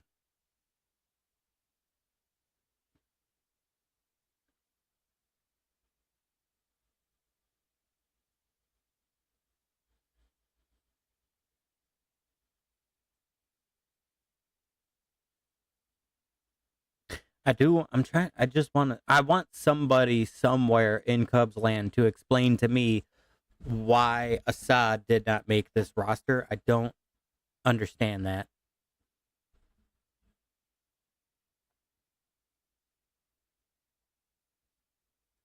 Like at this point, I would just kind of phantom IL Soroka and get Assad back. That's what I would do.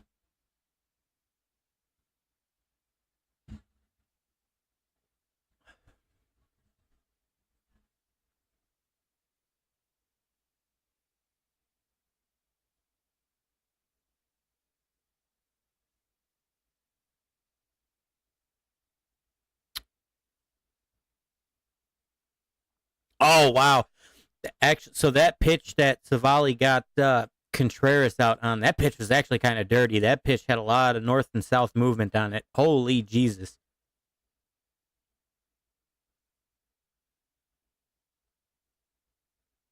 On a side note, for everybody who's watching, and I would like your input on this. Having the postseason logos on the hats now versus on the sleeve of the jersey, absolute L.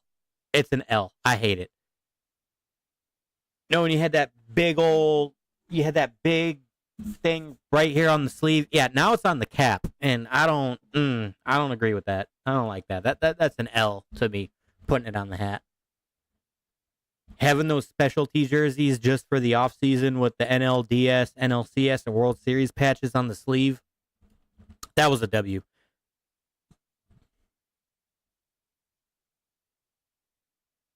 All right, so Volley found a way to get Yelich out. Was that a ground out? Yeah, there you go. See, and that's when you know that the Chicago Cubs bullpen is on. They're either getting strikeouts or ground outs. They don't let the ball get into the air a ton. Which again is why I'm not that mad that the Brewers are up 9-1 right now in just the third inning. The should have left them on the jerseys. Yeah, that's what I'm saying. That's why I'm not that mad that the Brewers are up 9-1 right now. Is they're finding ways to hit very well placed pitches, which again, good on them. But the Cubs bullpen starters, especially, which is why I'm kind of upset that Colin Ray had a bad start, because Colin Ray does a lot better than that. Just an unlucky way to start the game. And like I said, I think that the Cubs bullpen and starters are a lot better than that. They keep the ball on the ground a lot. They really do. Just a very lucky start for Milwaukee. And I don't mean lucky like in the full sense of the word, because Milwaukee's offense is very, very good. They were number one in baseball for a reason. But the Cubs starting pitching and relief pitching is a lot better than that. That's where I think that they got a little bit lucky with some of their hits. But hey, you know what? The Cubs found a way to put a 0 on the board for the first time today in the third inning. Let's see if the offense could get something rolling just a little bit.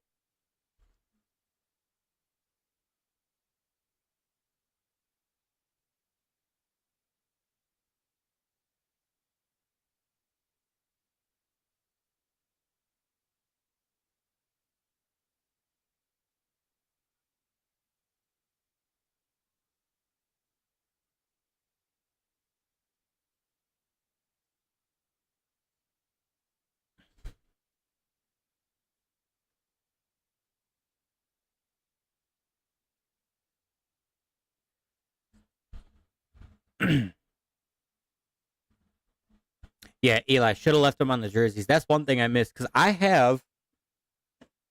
think it's this blue one under my Swanson one that's on my chair. I have, if I get the sleeve, see? I don't know if I'm pulling that far enough that you guys can actually see it. So disclosure, I'm gonna let you guys know right now on stream. I get my jerseys from China, mainly because I cannot justify spending, to get the on-field style of jerseys that the Cubs play. I cannot justify spending like $300 for one jersey. So for $300, I can get like 15 of them, which is kind of exactly what I do. I order mine in bulk. Once I kind of know what the roster is going to look like, if there's new people, I tend to go and get them. I'm missing a couple of players. I want to get Michael Busch really bad, and I want to get PCA. I have PCA for the Cubs City Connect jerseys, and it is gorgeous, by the way. But I do have Anthony Rizzo jerseys with the World Series patch, and I do have custom jerseys with my name on them with the World Series patch. Like I said, I mean, um, how is Chinese jersey quality? It depends on the seller, like who you get them through. If I'm being honest with you, some of them are really good. I've been working with the same guy now through China for 4 years. His quality is really, really good. I have not yet gotten a bad jersey, and he lets me do whatever I want. Like the Cubs jerseys that you get through China, the patches are kind of dull. Like, you know how like MLB jerseys on game day that they have that like really, oh, that pitch too is not a strike. You know how like game day jerseys, they got like that reflective kind of shiny, like the Cubs red or the Cubs blue on the home jerseys. Like it's got that really shiny reflectiveness to it. Chinese jerseys don't really have that. Like the color is right, but they're not really like reflective and shiny. Like the material of the number is different. It's not the same kind of reflective, shiny MLB, whatever the material is that Nike uses. It's not that. The color is right, but the shiny reflectiveness isn't there. Um, a couple of orders that I did in a row, like 2 or 3 of them, and he wound up doing this on my Bears jerseys too, which is really cool. I asked him, I'm like, hey, can we try to find something that's got that shiny reflectiveness like an actual Cubs jersey has? So we went through a couple of different materials on 2 different orders, and the one that I'm actually wearing now, this Nico Horner one, he got it pretty close. I know that on my webcam, it's probably not going to show it like great, but you view it in different light. If you view it in different lighting, like it actually like reflects and it's really shiny and it looks gorgeous. Like it actually looks pretty close to a real MLB jersey. So Carson Kelly lines out. Damn, don't go back to this letting Freddie Peralta get into a rhythm thing. Please don't. So yeah, it depends on the seller, Eli, is basically what I'm getting at. The guy that I've been working with for a while, his quality is outstanding. I don't have stitches that come loose. The hems on the bottom don't come undone. I could put them in the washer and they don't fall apart. So I'm pleasantly surprised. Like I said, for what, $15 a jersey? $20 a jersey if you get your own name and custom patches on them. They're not bad. They're really not. Like I said too, like obviously I got the National League sleeve patch, which I mean the Cubs don't have anymore. They have that stupid Motorola patch. If I order more like newer Cubs jerseys, I will still get the National League patch on them. But like I said though, you can get really, really good quality out of China, and it's obviously never gonna be MLB quality.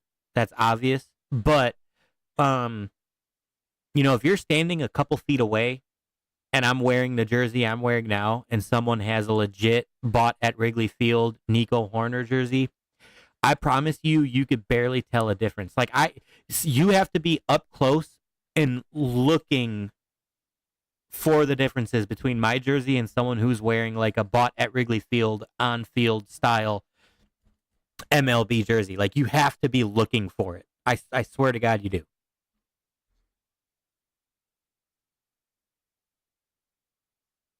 And also like the road grays and the road blues for the Cubs especially are actually closer. The one thing that like home pinstripe jerseys don't have is they don't have the pinstripes that come up all the way to the neck. It's got like the replica style jerseys where the pinstripes come up from here and meet in the middle. But I mean, not a big deal for $15. Like you honestly, you can't beat it. I know that you're a big San Francisco fan, Eli, and San Francisco has a ton of different alternates. Like the Giants have some really beautiful jerseys. They have beautiful alternates. If you want jerseys and you don't want to spend $150 plus, I would recommend going with Chinese jerseys. And also, um, Eli, real quick, just respond in the chat. Do you have Discord? And I'll tell you why I ask in a minute.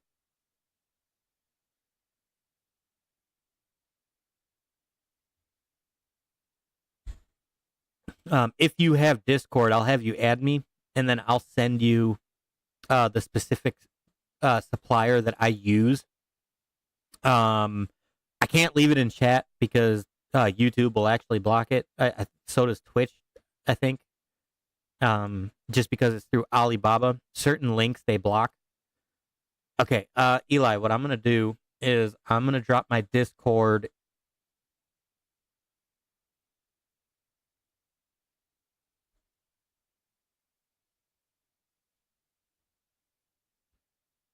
Yeah, I'll add you, and then what I'll do is through Discord on my phone, I will all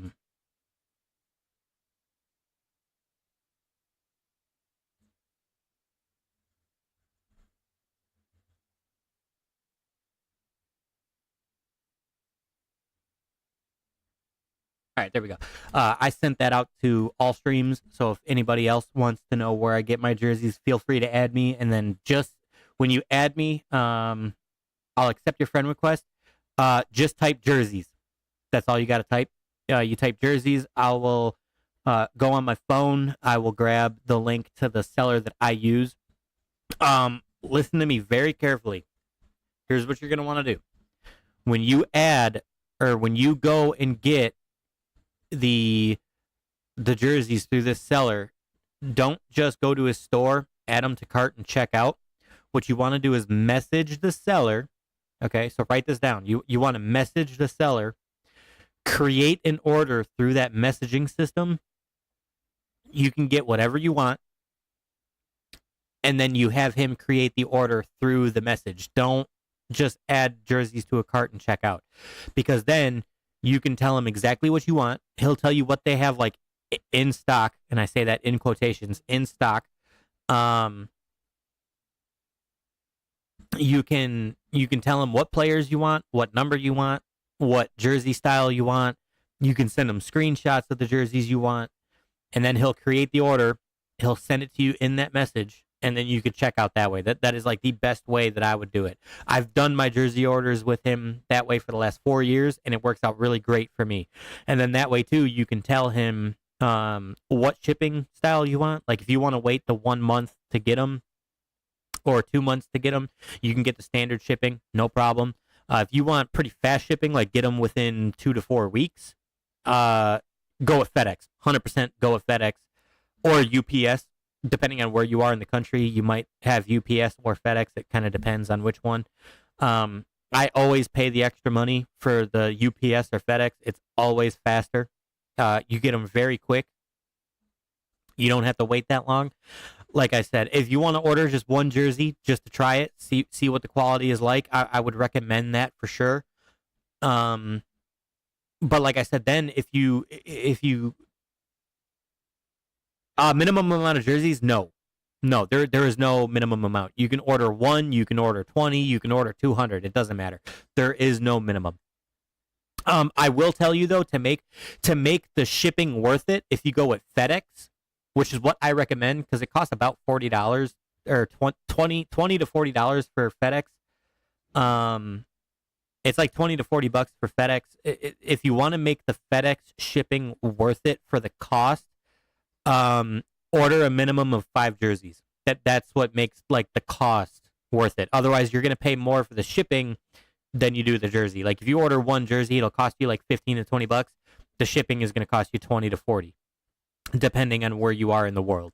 So, I would recommend ordering a minimum of like 3 to 5 jerseys to do the FedEx. That kind of makes the shipping cost worth it. So if you added me on Discord already, I will check my Discord and I will add you.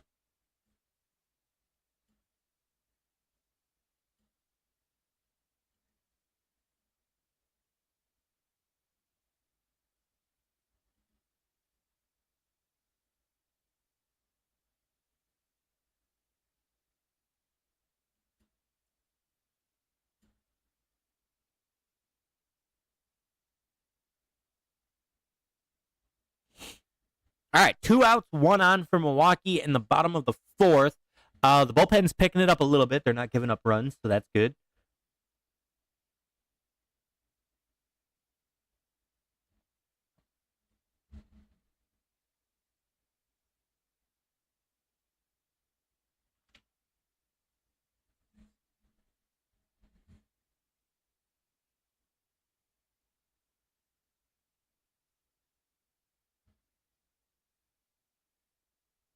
All right, Joey Ortiz flies out. That is the end of the inning. We move on to the 5th. You added me. Okay, I'm looking for that now.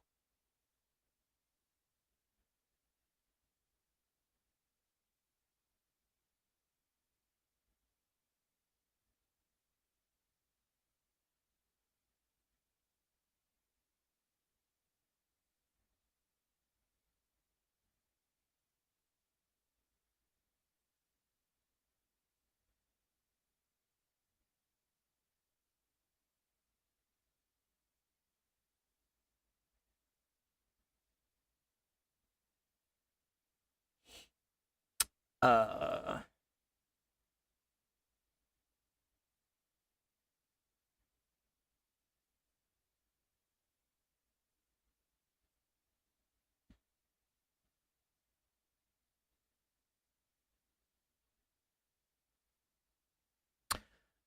I do not see a pending friend request. I might have given you my screen name and not my account name. Hold on 1 second.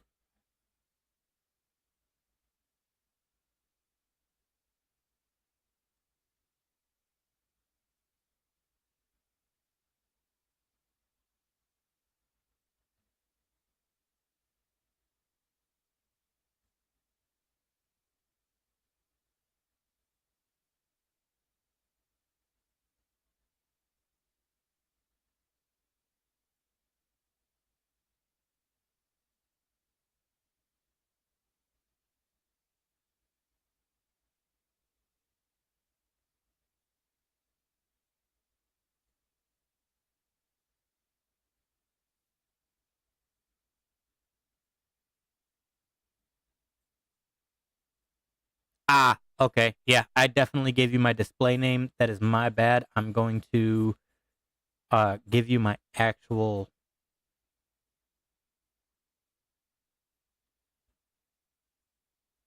I'm going to give you my actual name. That is my bad, my brother.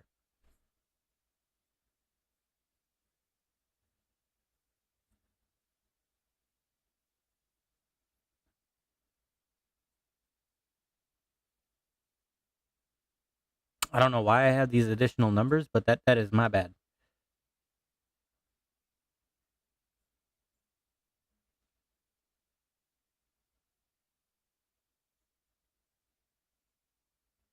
Okay, there we go. Add that. Sorry, I give you my screen name, not the actual username. I know I need to change my username so that it actually matches all of my streaming platforms. So that yeah, that's my bad. I didn't give you the full username.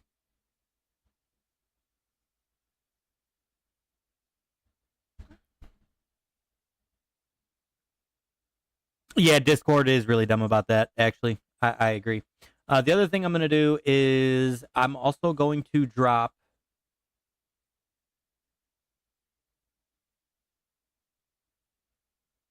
Um, how do I?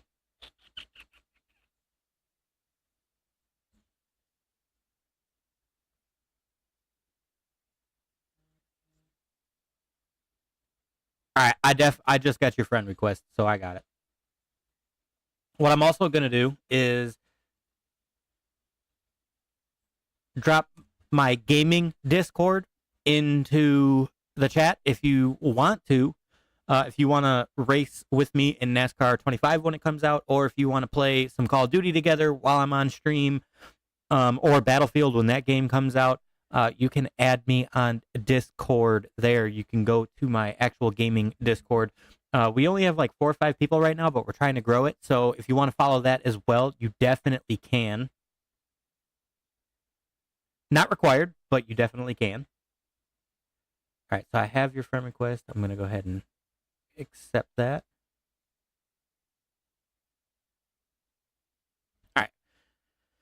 Now that I have you on Discord, I'm going to go ahead and send you the store that I use.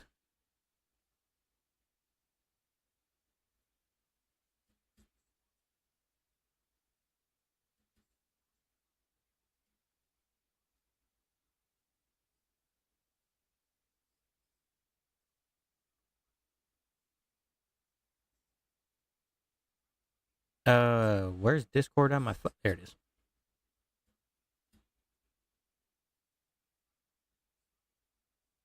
All right, so that I just sent you the message on Discord. That is the store that I use.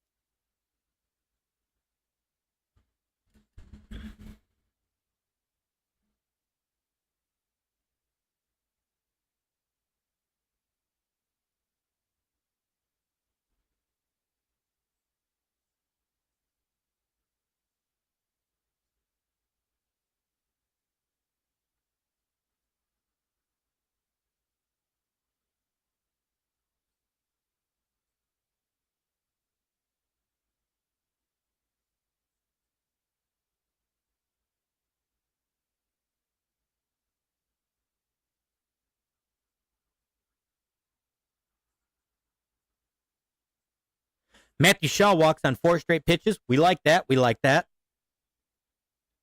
That turns the order back over to Michael Bush. Come on, offense. Let's see if we can start doing something here. If we can get a couple runs on the board, we can definitely get Peralta out of this game because he's at 68 pitches now.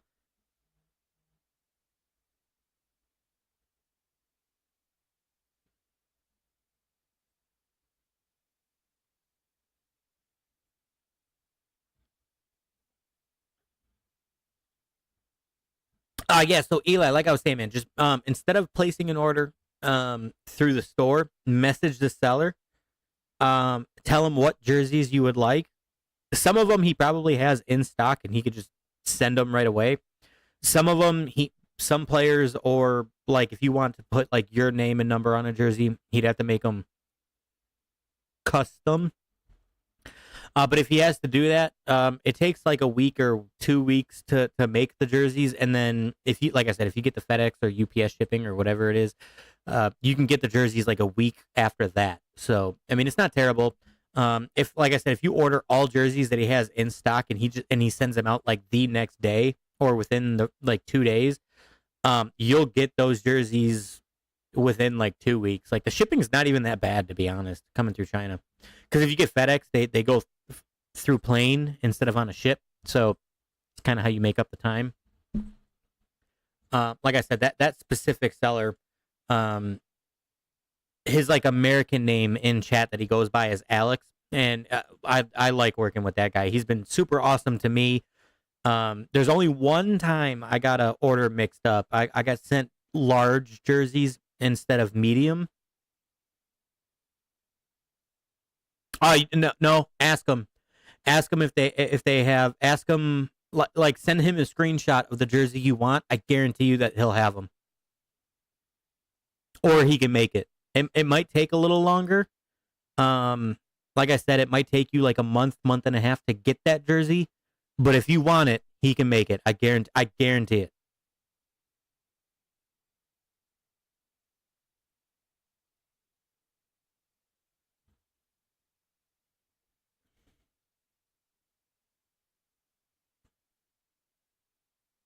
Oh no, Michael Bush struck out swinging. We don't like that. We don't like that.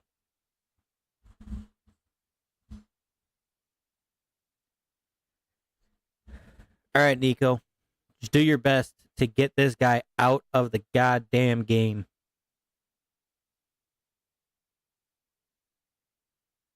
Yeah, like I said, if there's a jersey you want that you don't see, message the seller with a screenshot of it and ask him if he can make it. I can almost promise you there's a high probability that he can make it. Like I was saying, there was only one order where I got sent the wrong jerseys, and it wasn't the whole order. Um, because I get my jerseys in a set, right? Like I get like home, away, alternate for like every person that I order. There was one jerseys that I got where I got sent the wrong size, because I get a men's medium and I got sent a men's large. Not only did he send me the proper jerseys that I needed at no cost, he also sent me. He let me pick a Bulls, two Bulls jerseys, which I didn't get them. I actually got them for my brother because he watches a lot of basketball. But he sent me the right jerseys and sent me two Bulls jerseys that I was able to get for my brother, which was actually really sweet. So if he messes something up, he will make it right. He definitely will make it right.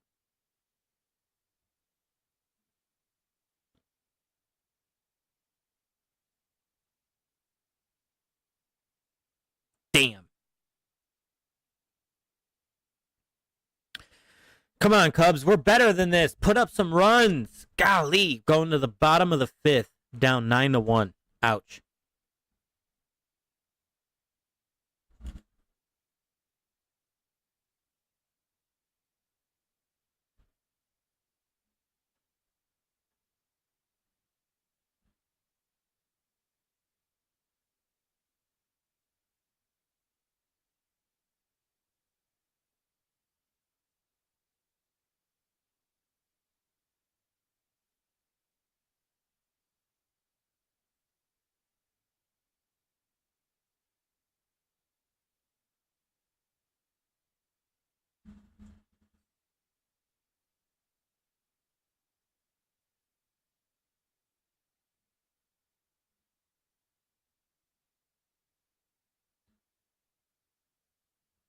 Why am I getting three jerseys for everybody? Simply put, I like variety.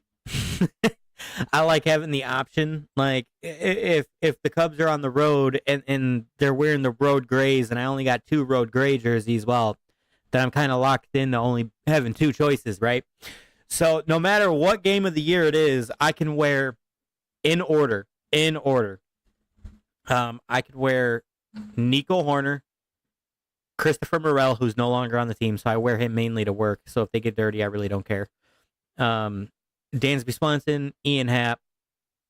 Who's the next one?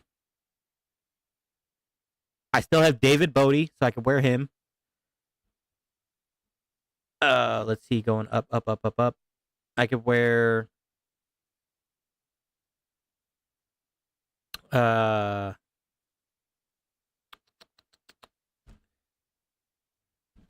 I did go to a lot of games at Wrigley when I lived in Wisconsin, because I was only about an hour and 10-minute drive from Wrigley. So I used to go. I used to go to about 10 home games a year, mainly because I would go on like weekend games or a Friday game when I could like take off from work.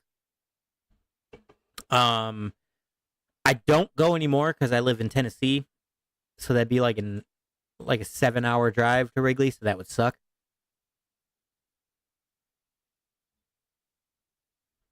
Um, but yeah, I used to go to a ton of home games when I was still living in Wisconsin.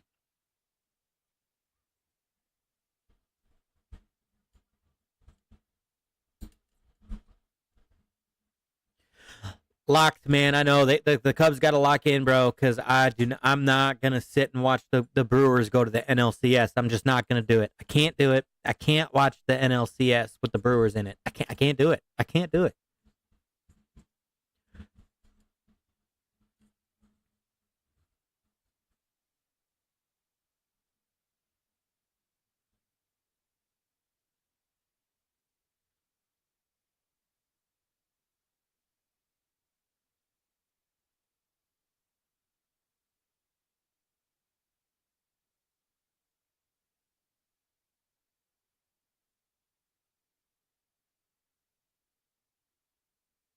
Yep, I'm looking through Twitter. CHGO Cubs posted far too much swing and miss from the Cubs bats. Um, yeah, you just got to find a way to hit. You just got to find a way to get contact on the ball, man. That's all you got to do. Just find a way to get that contact. My favorite sport at the moment has been Formula Drift. Formula Drift. I've never really sat down and watched like drifting competitions or anything like that. I've heard it's really cool to watch. I haven't really had the time to get into it because I mean, I got baseball all year. I got the Bears and the Cubs that overlap for a little while.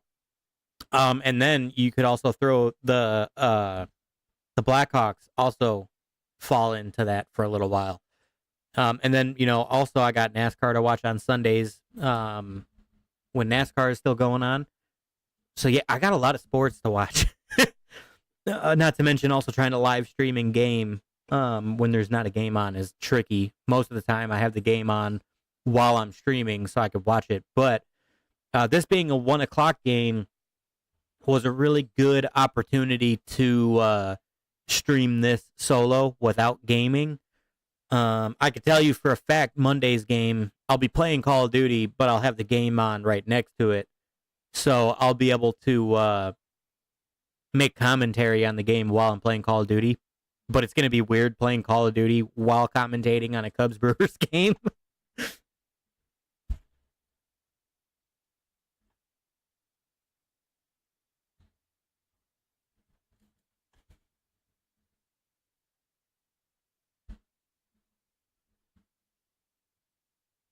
Savali seems to have locked in a little bit here after that 1/3 of an inning that looked problematic for him. He's already got one out, 2-2 on, 3-2 now on Terrain. Do I play Warzone? Yes, I do. I stream Warzone on these channels that you see listed up above 5 days a week. Last week, though, I only streamed 3 days a week just because I was building a new gaming PC. So last week, the stream schedule was a little goofy. But yeah, we stream Warzone. We're waiting for NASCAR 25 to drop so we can stream that. We're also waiting for Battlefield and its Battle Royale to drop because we would like to stream that as well.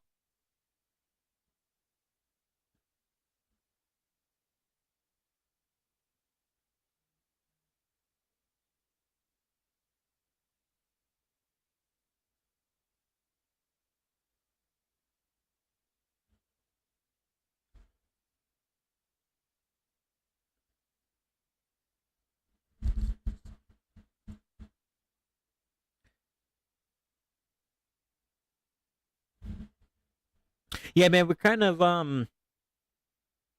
doing a little bit of everything on the channel. Well, right now I shouldn't say a little bit of everything. Goddamn,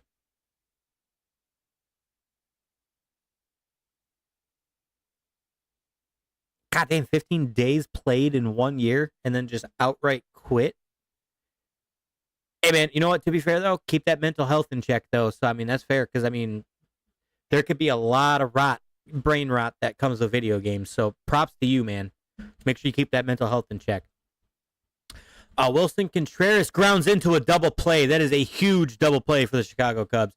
Posting one more zero on the board. Needed that. Yeah, so right now we're kind of just doing the Warzone thing because that's kind of really the only game that I have on PC, to be honest. But now that we built a new PC, and I got a capture card, I have the ability to also capture card my Xbox, which is where I have most of my games. So, that's going to be a huge opportunity for me because NASCAR 25 is going to be on console only for about the first month before it comes out on PC. Because, like I said, if I could grow a big enough community, I'd like to do like community events where we do like community online races or maybe even like a league. That'd be really cool. But I also want to do community like Warzone events where I can like, on Discord just invite everybody to a Warzone match and we all play Warzone against each other. That'd be super sick. Battlefield coming out with a new BR after 2042 was such an L for Battlefield. I really hope that, this new Battlefield coming up, I hope that they're do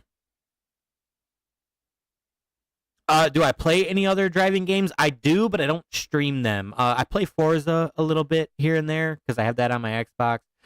I want to get into Gran Turismo. I know that game has really good physics. I just haven't streamed them. Mainly because NASCAR games are the only ones that I have on PC at the moment, so that's what I stream. But I do play other games. Yes. I need to grab a beer while we're in commercial, so I'll be right back.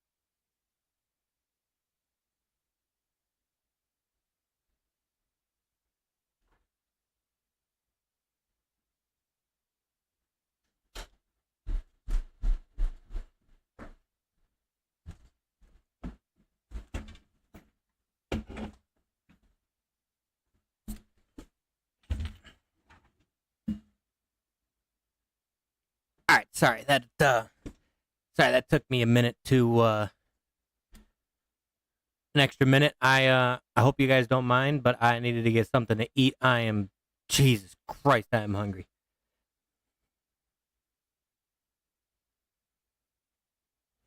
Ian Happ, we got a solo home run. Jimmy Jam, I see you in the chat there. Yes, I'm drowning in my sorrows just a little bit. Just a little bit.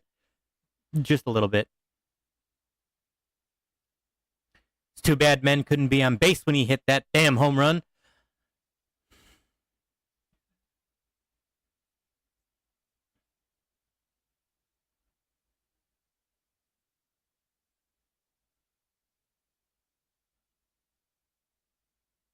Yeah, locked. EA, they did get bought out. They got bought out by a Saudi group, so I'm hoping that at least they give the developers some more freedom than what EA currently does. Because the one reason why I haven't really played a whole lot of sports games is I think that Madden's gotten very stale the last few years. Project Cars is coming next month. Looks like it would be the best console game driving sim at the moment. Oh yeah, no, Project Cars was legit. I played Project Cars 2 and 3. Project Cars is absolutely insanity. Art says I'm looking at getting a PC. If you're getting a PC, don't try to, if you're gonna get pre-built, don't go all out on specs because you're gonna spend a lot of money on a PC and you're gonna get screwed. The best thing I can recommend to you, Art, build your own PC. You can save a lot of money doing that, especially if you know what parts you could buy used and refurbished and what parts you need to buy new. That's what I did with my PC. I got my graphics card, my CPU, and my motherboard. I got them all certified refurbished. I was able to save like 50 to 75 bucks per part on just that alone. The two things that I got absolutely brand new were my memory, or I'm sorry, not my memory. I got that like used too. My NVMe drives were brand new, and my what's it called?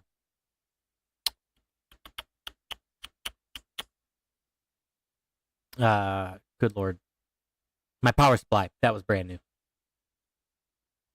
Maybe the Cubs should start the volley from now on. Yeah, listen, bad start from Boyd. I don't know what that was. And Soroka, how Soroka got the spot over Assad is mind blowing to me. Javier Assad should 100% be on this roster.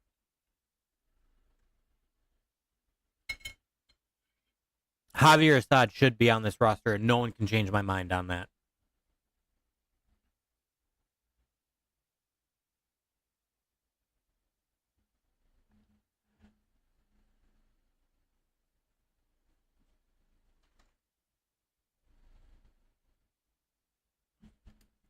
I don't know about that because even though EA owns Battlefield, who's the developer? Dice. Dice still has a lot of control over Battlefield, though.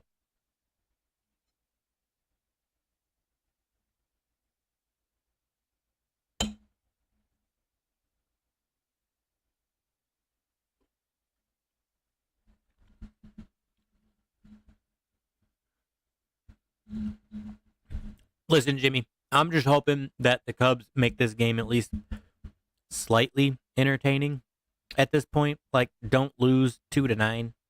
Like, make the game look at least a little fun.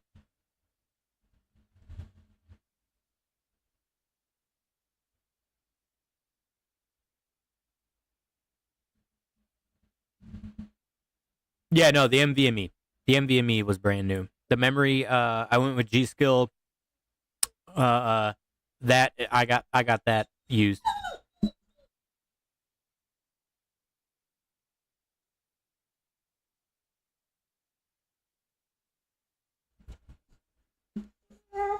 He's Latino. He is not Middle Eastern.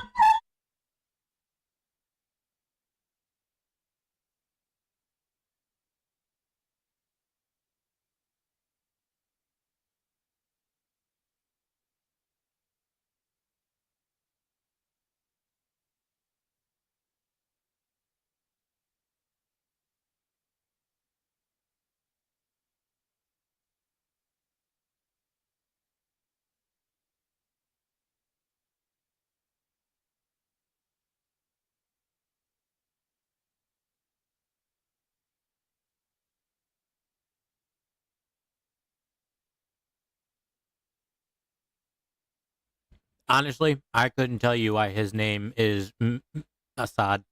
That definitely sounds Middle Eastern, but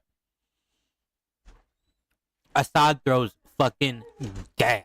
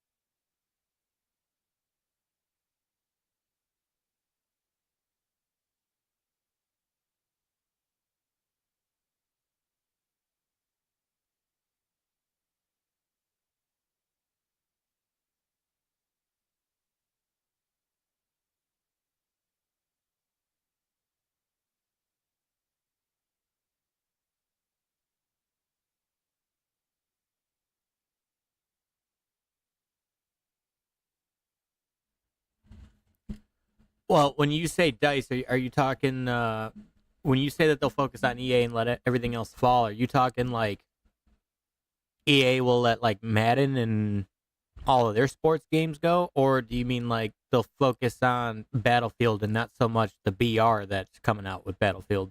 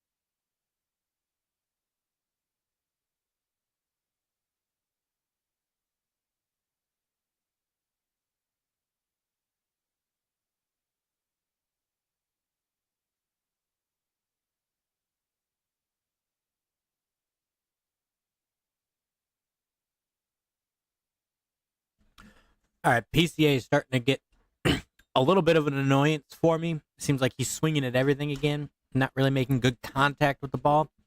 That is unfortunate because he needs to be a key piece of this offense.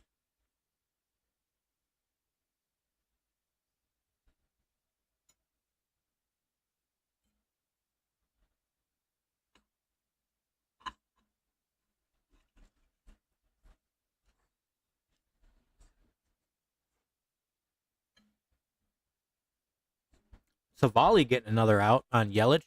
Seems like Savali has settled himself in quite nicely.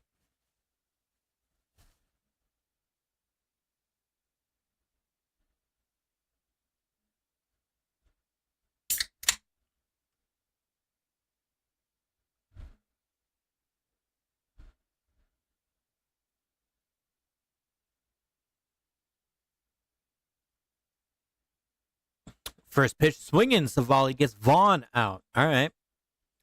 Offense, your bullpen's really trying after giving up 9 runs to put zeros on the board for you here. What are we doing?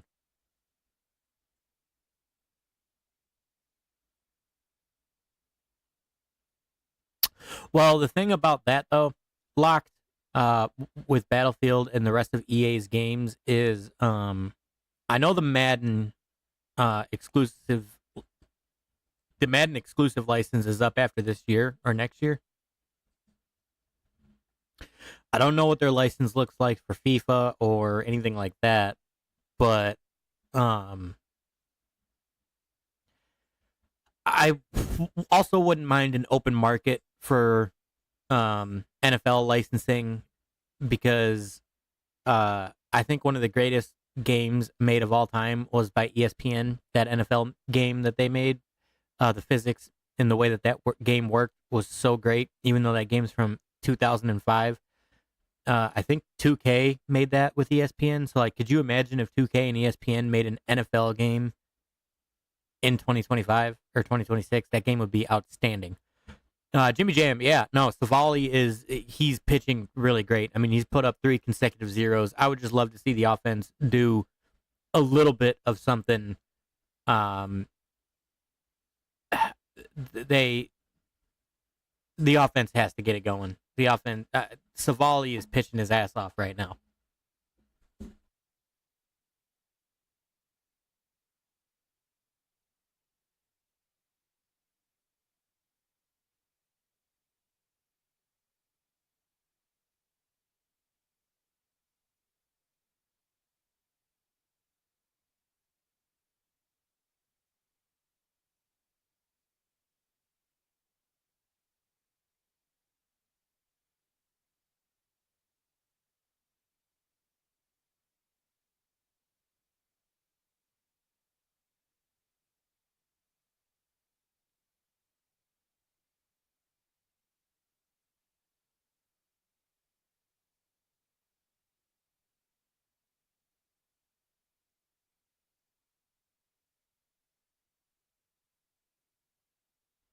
Savali puts up a 4th consecutive zero on the board.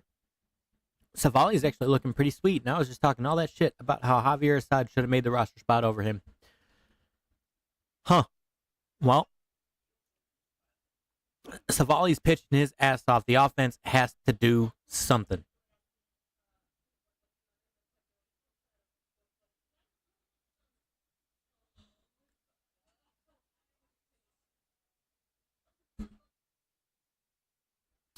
Yeah, Ashby is a very, very good pitcher for Milwaukee. He is a very, very good pitcher. 100%.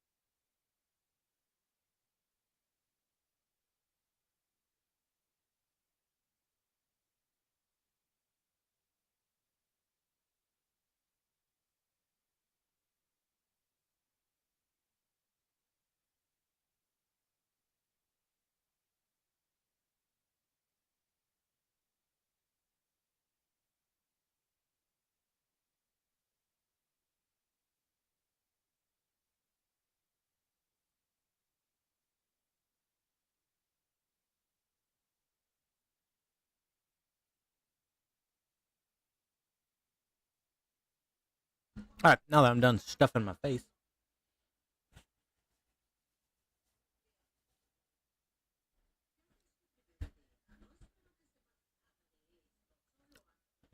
No, the Cubs definitely have to put up a very, very crooked number here. 5 runs in 1 inning. I don't think that's it.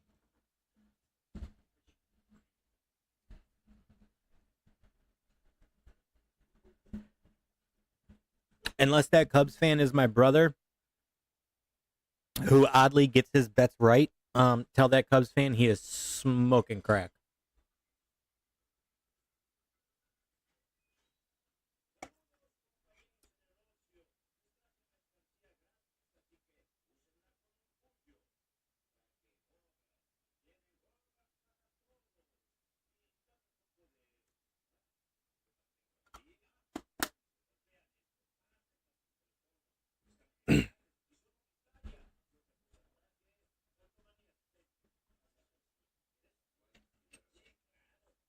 Yeah, the Cubs putting up 5 on Ashby. I don't think that'll happen. We have to have your manager put in a not very great pitcher to be able to put up that kind of number.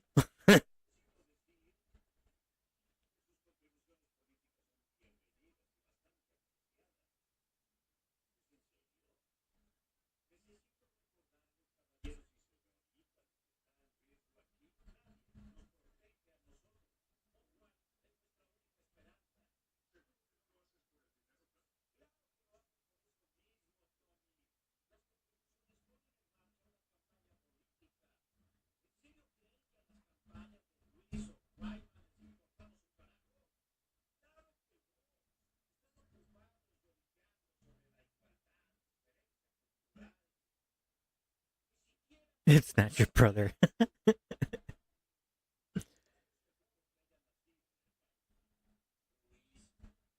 Oh, Dansby, you got to swing at that pitch 4, man. Come on. You got to swing at that in the.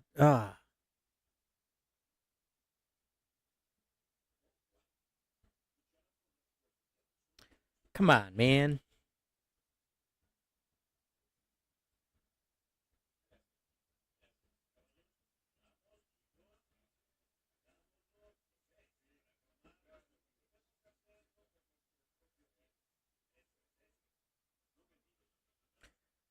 God, all the guys on Twitter, they're right. They got to make more contact. They're just swinging at everything or watching a third strike go by that doesn't need to be going by.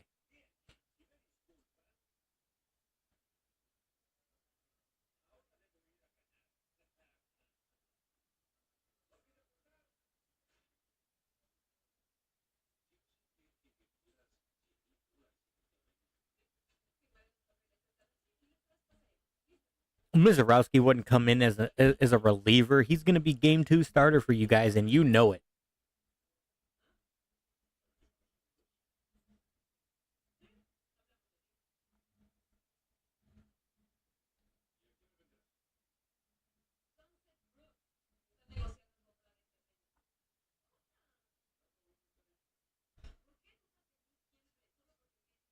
I'm sorry, Shaw. What was that swing?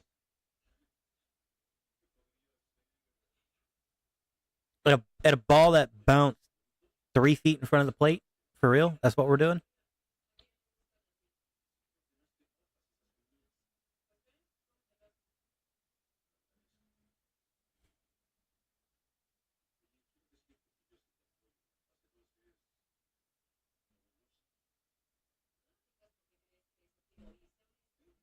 Yeah, rookie move. That's fair. That's fair.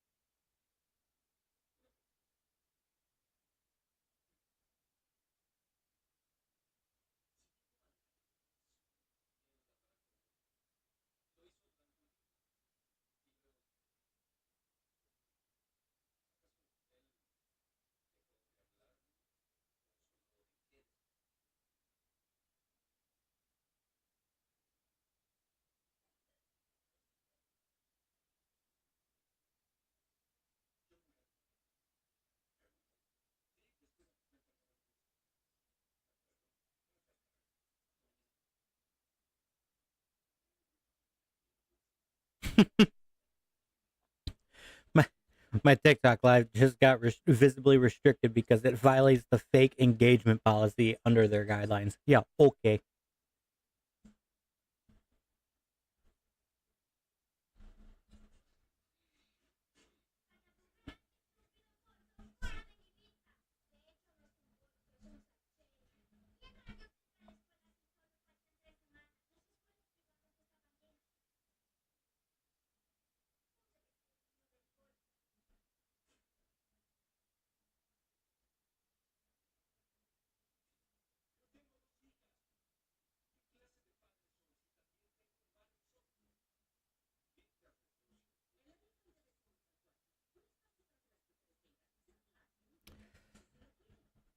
Well, that's unfortunate. Looks like this is going to end up being a 9-2 game.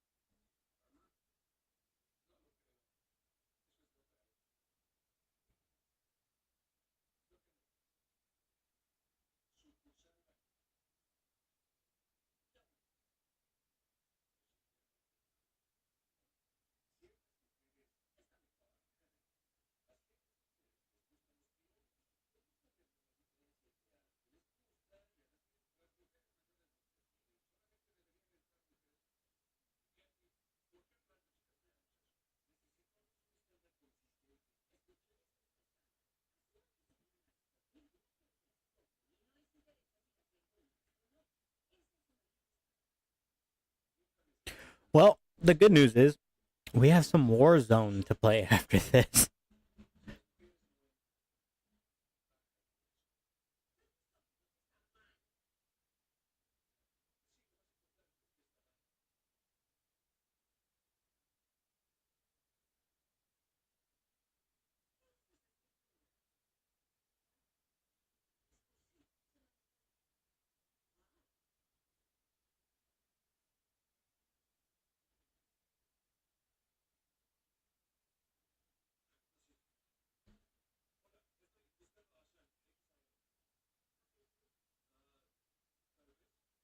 Oh man, game 2 on Monday is going to be rough.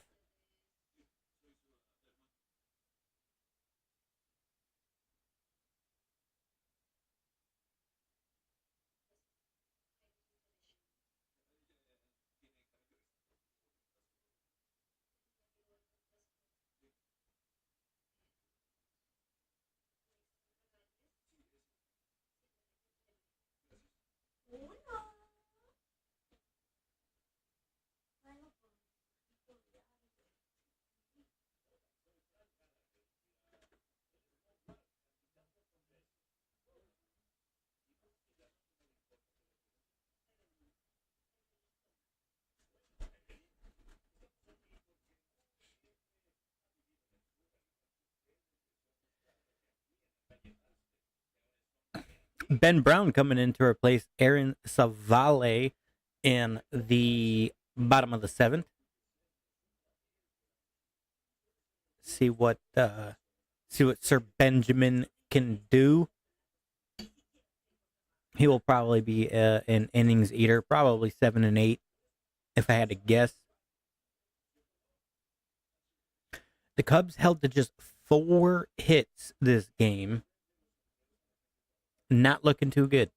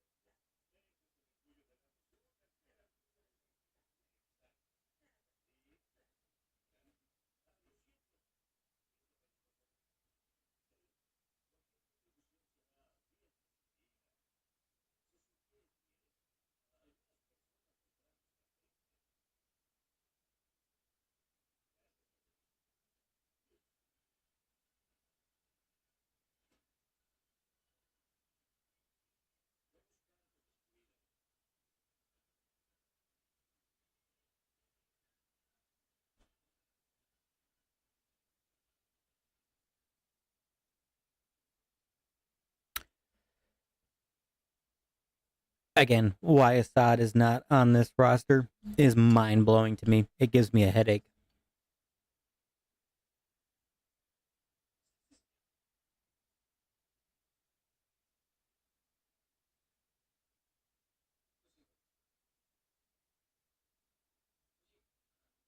Oh, that was a really bad swing and miss by Durbin.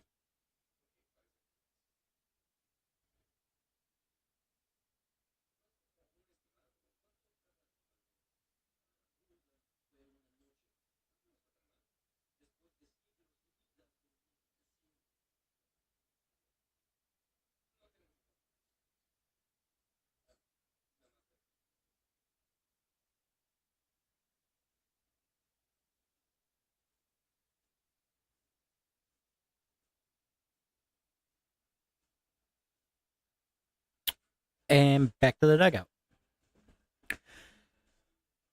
Nice little strikeout from Benjamin Brown. We take that.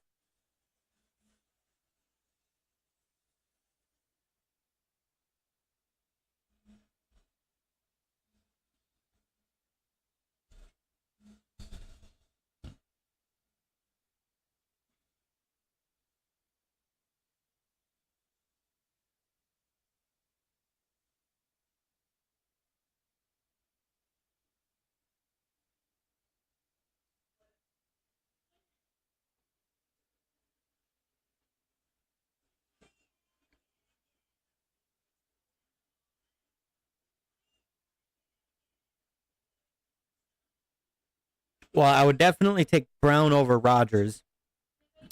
Um, I still don't.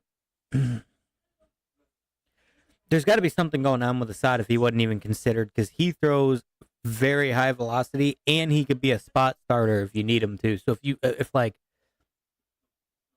you needed him to really eat innings, Assad is your guy. Like he definitely could have done that. So I don't know why he wasn't even considered. But I mean that's a raw deal for Assad.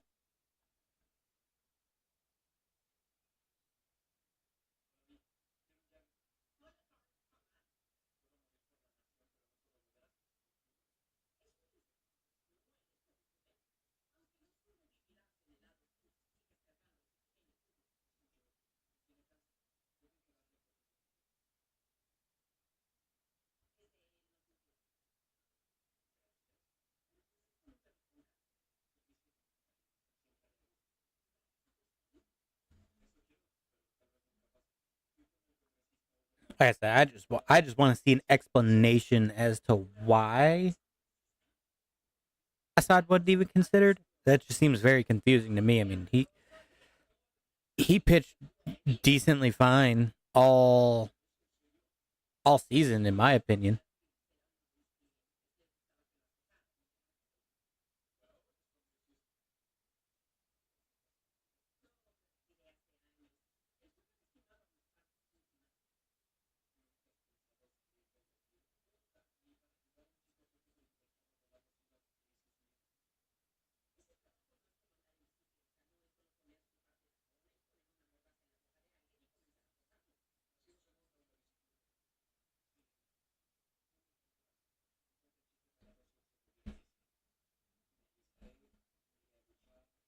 Damn, you battle on that all through 8 pitches just to give up a double. That is slightly unfortunate.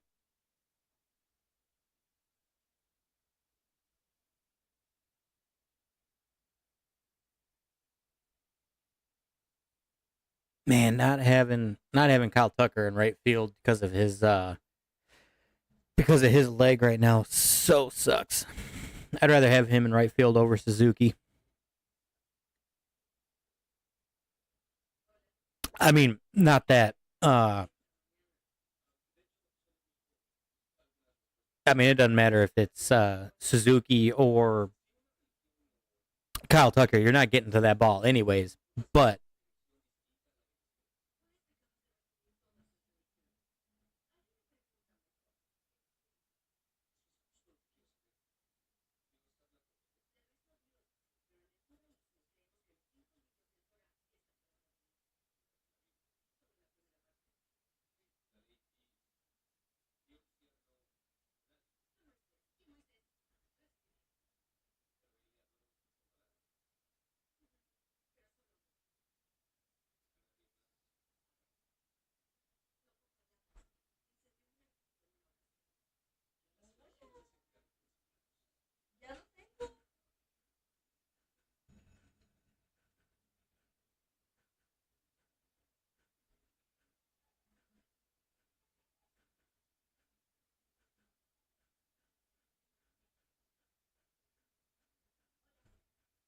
Ooh, where was that number 4 pitch? Was that as low as that strike zone shows?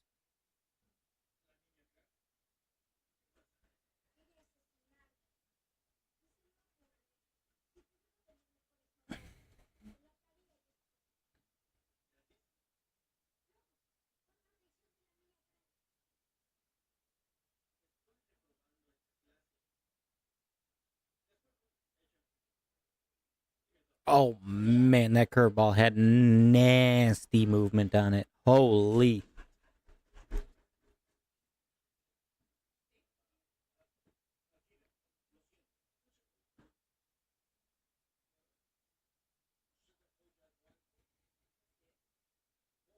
Okay, Ben Brown scoreless inning.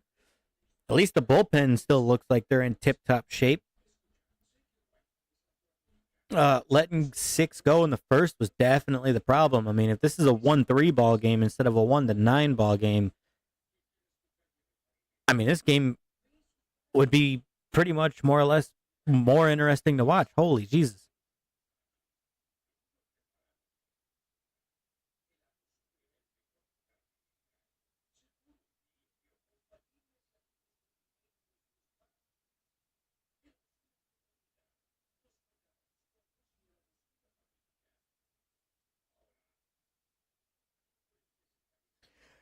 All right, so we got Horner, Tucker, Suzuki due up.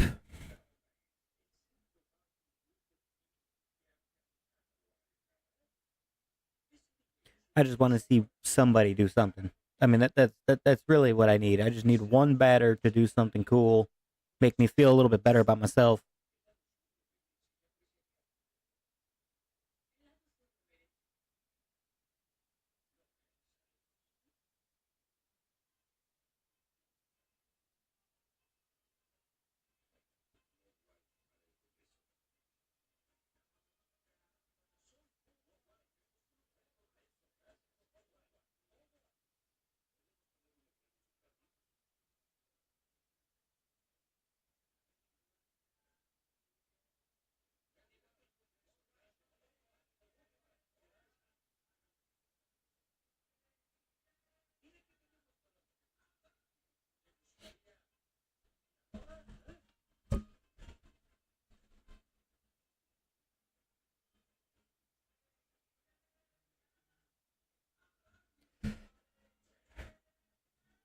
Jared Koenig replaces Aaron Ashby. I don't remember a lot this Jared Koenig guy when we played the Brewers the last time.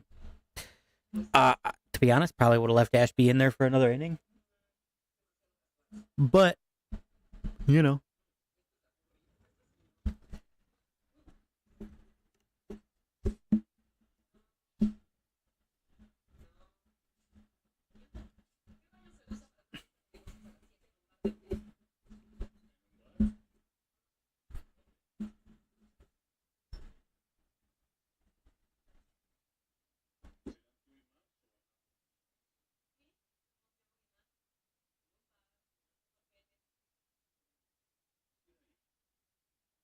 man, that sucks because there's only 2 innings left, so you're really forced to have to put a crooked number up in one of these 2 innings, and I don't see that happening at all.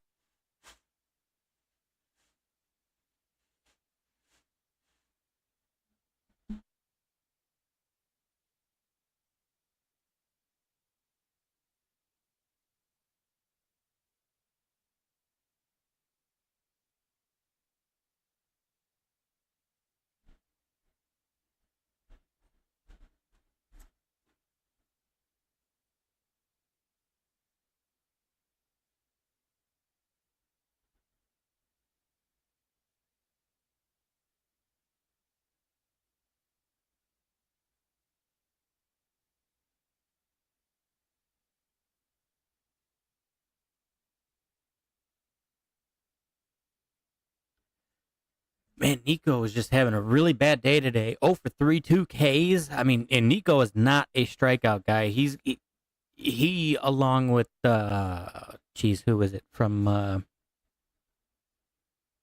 he leads the league in like lowest strikeout percentage. He's got a crazy low strikeout percentage. So to strike out twice in one game striking out for Nico is already a rarity in and of itself. To strike out twice in one game is an ultra rarity. You don't see that a lot out of Nico.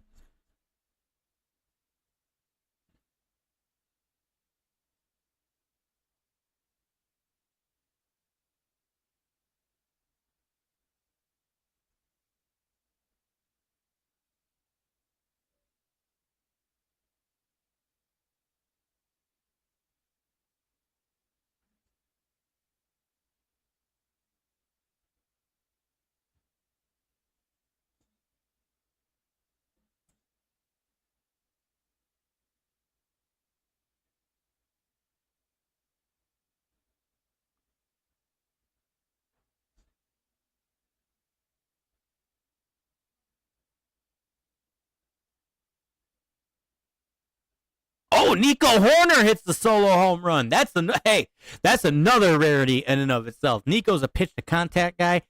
He is not a power guy. Man, he left that ball way up in the zone, and Nico did not miss it. 3-9 Milwaukee. Man, to do that with nobody out, too, to do that with no outs is absolutely huge. Like I said, you want to put up a crooked number. Oh, yeah, I'm watching the replay on my phone now. That ball was hammered. Hammered. For Nico to hit that home run with nobody out, if you want to put up a crooked number this inning, that's how you got to start it, by getting that solo homer right there.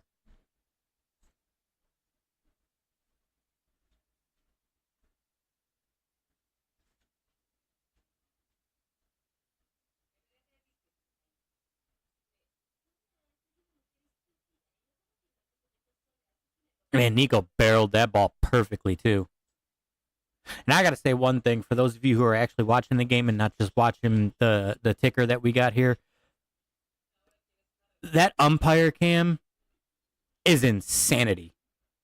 That umpire cam is so cool. I think that needs to be mandatory across all games of baseball, every day, every week, all teams. That umpire cam is sick.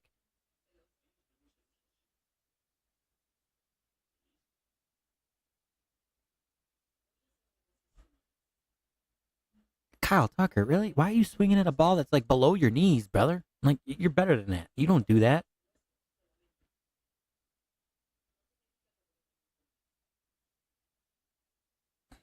I'm assuming that Kyle Tucker just rolled over, right? Yep. Chopper back to the pitcher. Yeah, Kyle Tucker's, he's... Oh, I just watched that replay of that swing at the knees, and he checked. That was not a swing. Wow. Okay, that was brutal for one. Number two, that chopper back to the pitcher. I said Kyle Tucker's timing and everything is there. He's just on top of the ball. He cannot get this ball elevated to save his life. And that's got to suck, because Kyle Tucker could be so dangerous offensively for any team. And I mean, he was very dangerous for us pre-injury, but it's like, how do you get him to drop the bat? I mean, he'd have to change something in his mechanics, and his mechanics aren't wrong. He's on time. He's doing what he needs to do. He's getting the bat on top of the ball. He can't get it under.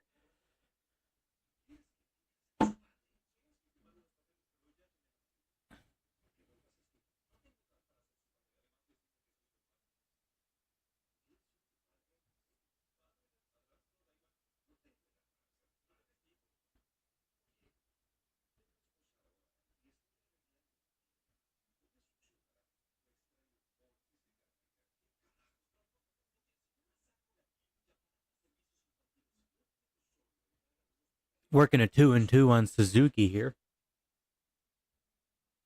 Seeing if Suzuki can get something going. Oh, Suzuki took a ball right down the middle, though, for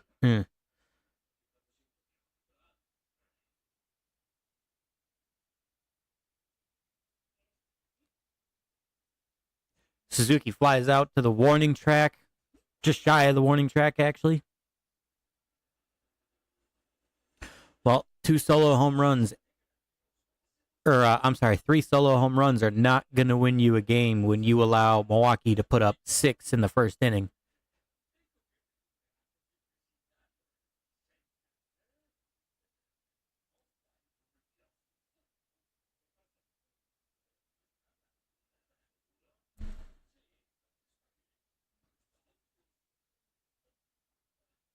Yeah, if you don't allow that atrocious first inning, this would be a tie ball game right now. That's crazy. And Ian Happ grounds out to end the inning. Tough. That is tough. Well, we got 1 inning to make up 6 runs, and I have a feeling that that is not going to happen at all.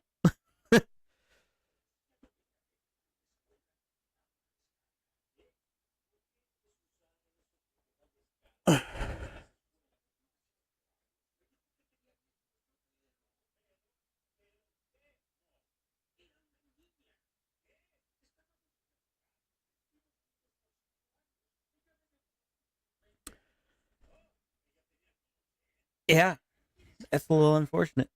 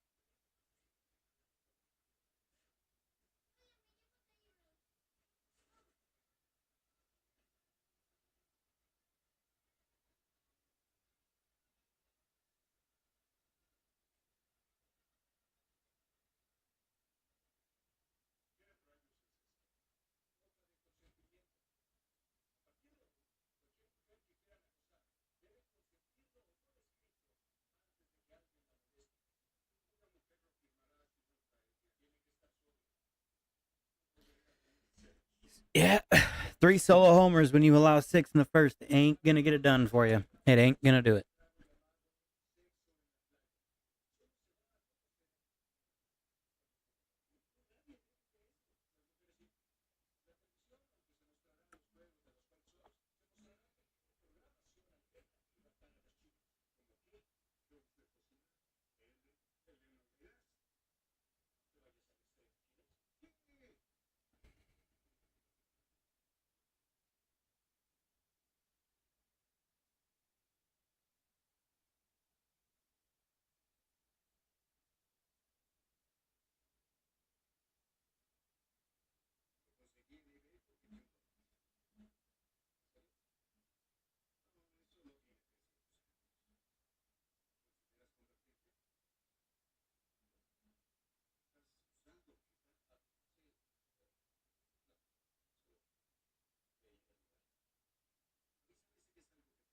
All they need is 7 more solo home runs. Don't give up yet.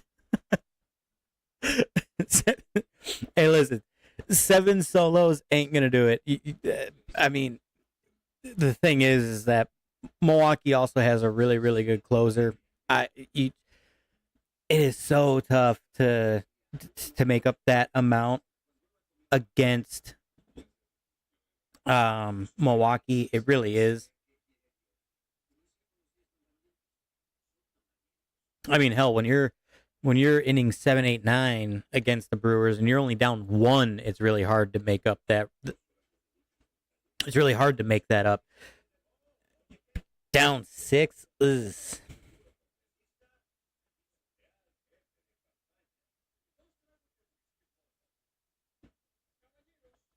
I will say one thing though: the best thing that the Cubs can do if they don't find a way to score 6 in the ninth is just forget about this game, move on to Monday, treat Monday like it's game 1 all over again, do something different. That's what I would say.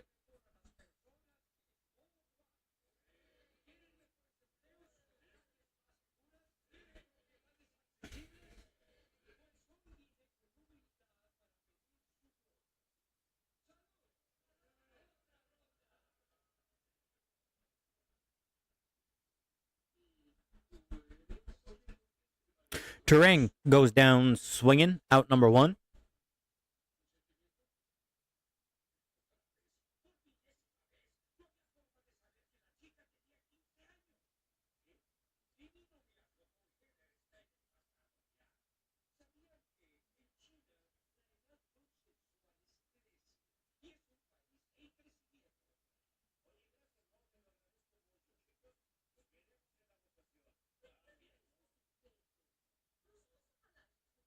Yep, looking at Twitter, Sam Olber from Lockdown Cubs said it best today. Always feels like an uphill battle.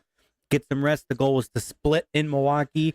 All hands on deck for Monday night.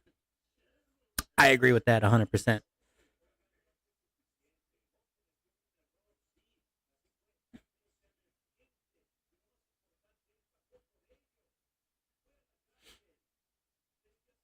Contreras grounds out the shortstop Dansby Swanson, out number two. Like I said, I don't anticipate the Cubs doing much in the ninth inning here, but as long as you can put up a couple of runs, make this score look a little bit more respectable for how the game started, yeah.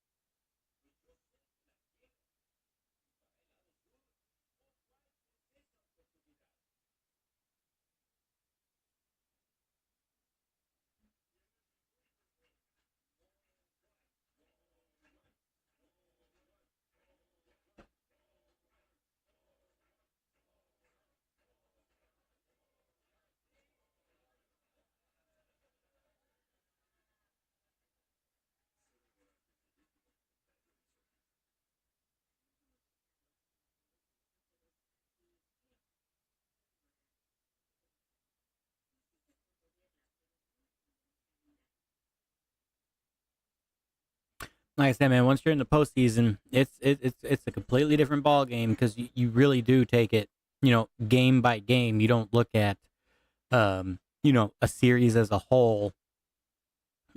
Just because you lose big in game one does not mean that you can't go and win, the next three straight. But I mean, against this Milwaukee team, it'd definitely be very, very hard to do. But the thing you got to look at is each game could be so drastically different than the next that, as Christian Yelich walks, you really can do your very best to just put this game out of your mind, hit the reset button, and be good to go on Monday. Where if this was like a regular season series, you're playing those games back to back, and if you lose big in game one, it really hurts you for game two. So, I mean, that's kind of what's the beauty about being, the postseason being different than the regular season is you could say, okay, that sucks. We'll just forget about it. And then, maybe game three, you go put up, nine runs in a game, and then the Brewers can't catch you the entire time. You know what I'm saying? So it really can be that different versus the regular season. It's just a matter of being able to actually put that out of your mind, which, like I said, I think the grind of the regular season, it's kind of hard to do that, especially once you stack a couple of losses on top of each other. I think that with the postseason, it's easier to let one bad loss out of your mind and just kind of forget about it. Obviously, I'm not a major leaguer. It's easy for me to sit here and say that sitting at a desk, but I think to me, it's easier to kind of erase, the outcome of game one, in the postseason compared to game one of like a regular season 3 or 4 game set. You know what I mean?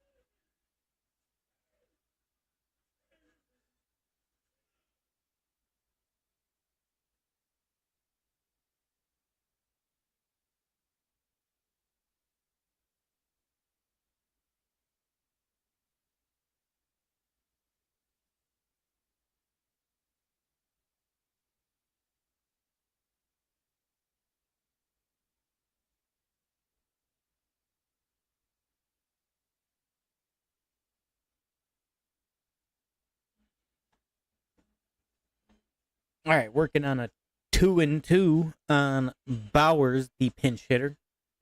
Got a good chance to get yourself out of this inning here.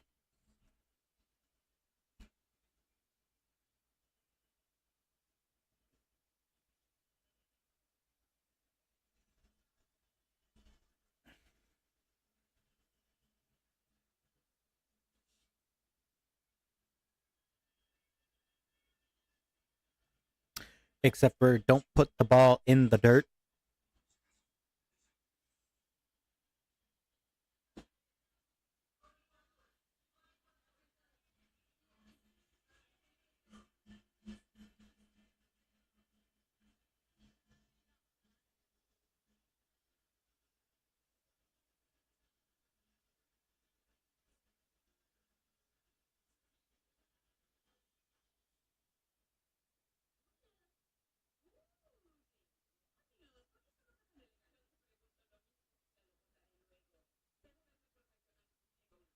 I'm sorry, what just happened?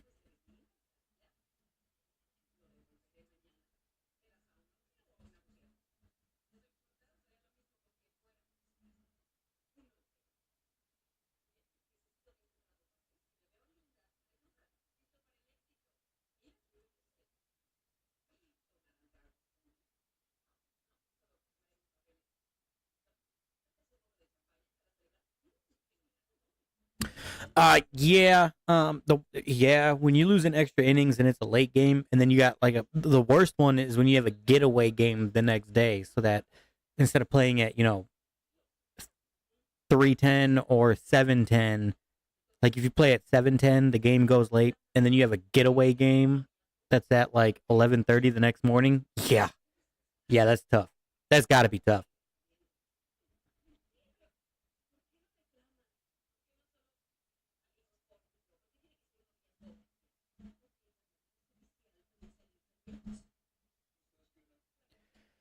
Come on, Benjamin, don't let him score, please.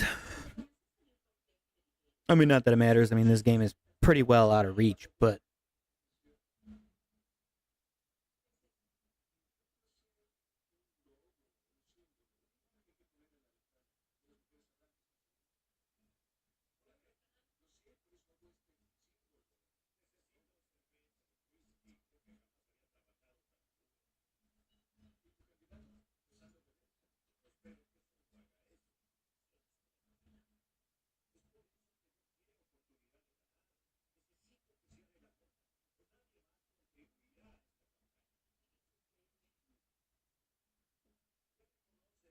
okay. You managed to get it. Chopper to second, over to first. We'll take that. Now it's just a matter of, well, not losing 3-9. Put something on the board.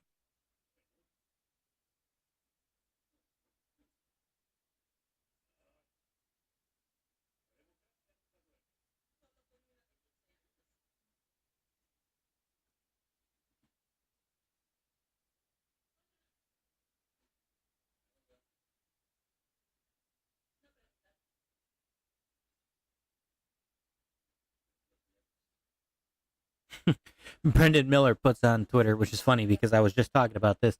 Dansby Swanson must be experiencing deja vu. In 2021, when he was with the Atlanta Braves and won the World Series, they lost Game 1 to the Brewers in Milwaukee. They then won 3 consecutive games. That's the optimism I need, Brendan. That's the optimism I need.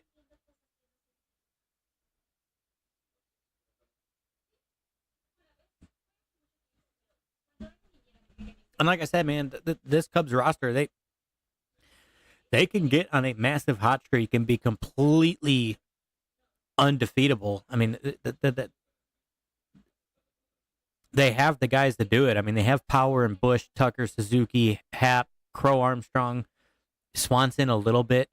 And then they have those contact guys like Horner and Shaw. Like, they have the guys in the lineup that they need to be able to get to pitchers. I just think that they put themselves in such a large hole. They put themselves in such a large hole in the first that it was not going to be easy to get out of it.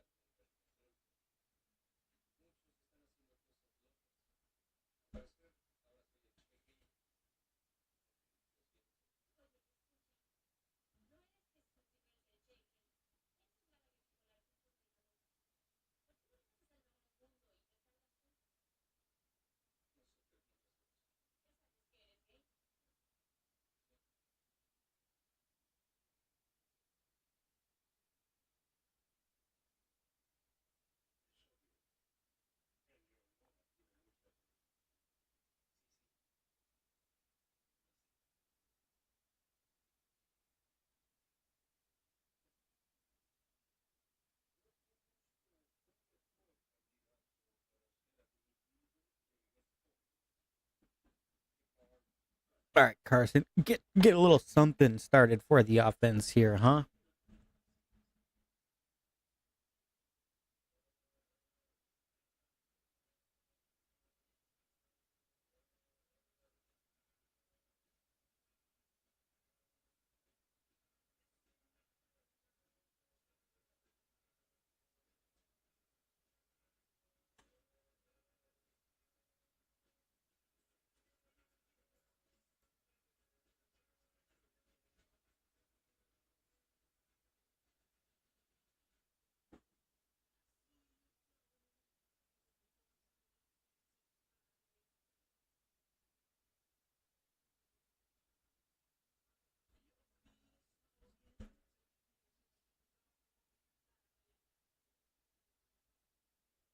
Oh, come on, quit swinging at stuff that's out of the zone, Carson.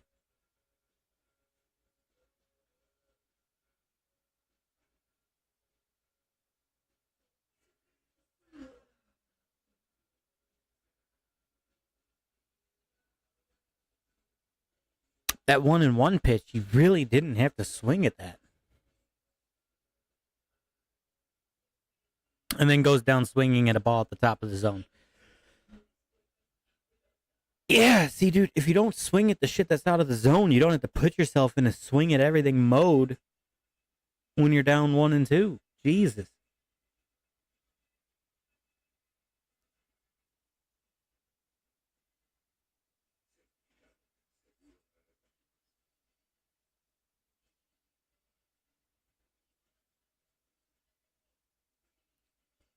I'm sorry, you're gonna call a ball that far out of the zone, strike one to PCA? What? Nah.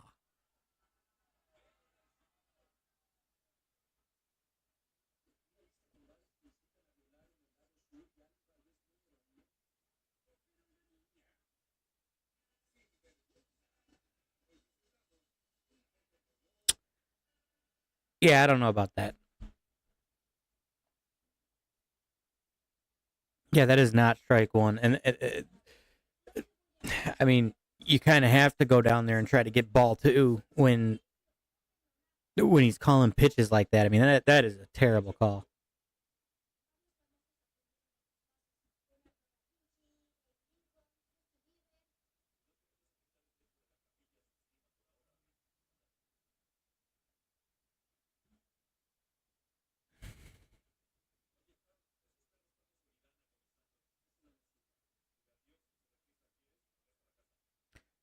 Yeah, we're gonna have to start making more contact with things inside the zone and stop swinging at things outside the zone if we want this offense to be effective. PCA down on strikes, down to the final out.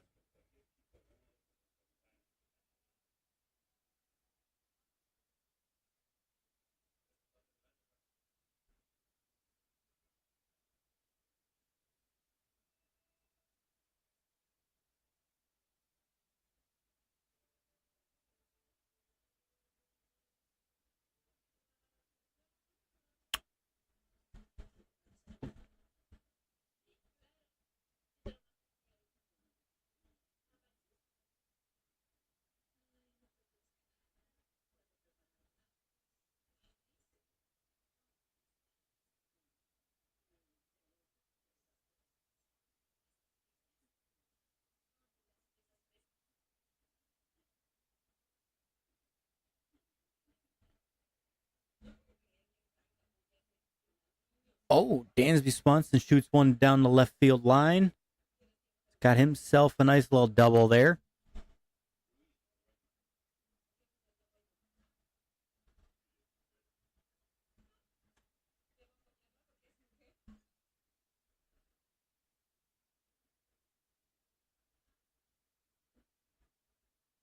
Once again, it is showing over here, but not over here.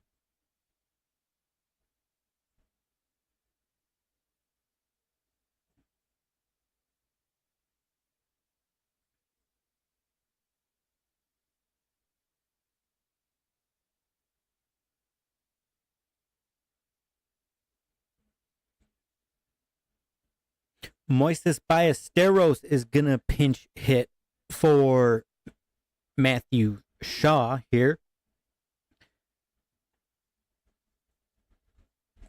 I think that puts you at a righty on lefty matchup.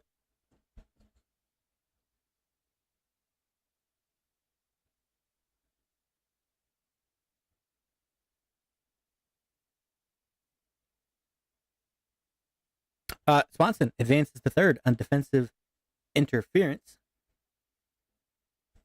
Oh, yeah. Jimmy Jam, you go right on ahead. Yeah, this game's pretty well over. Good thing it's the NLDS, and we can move on to Monday.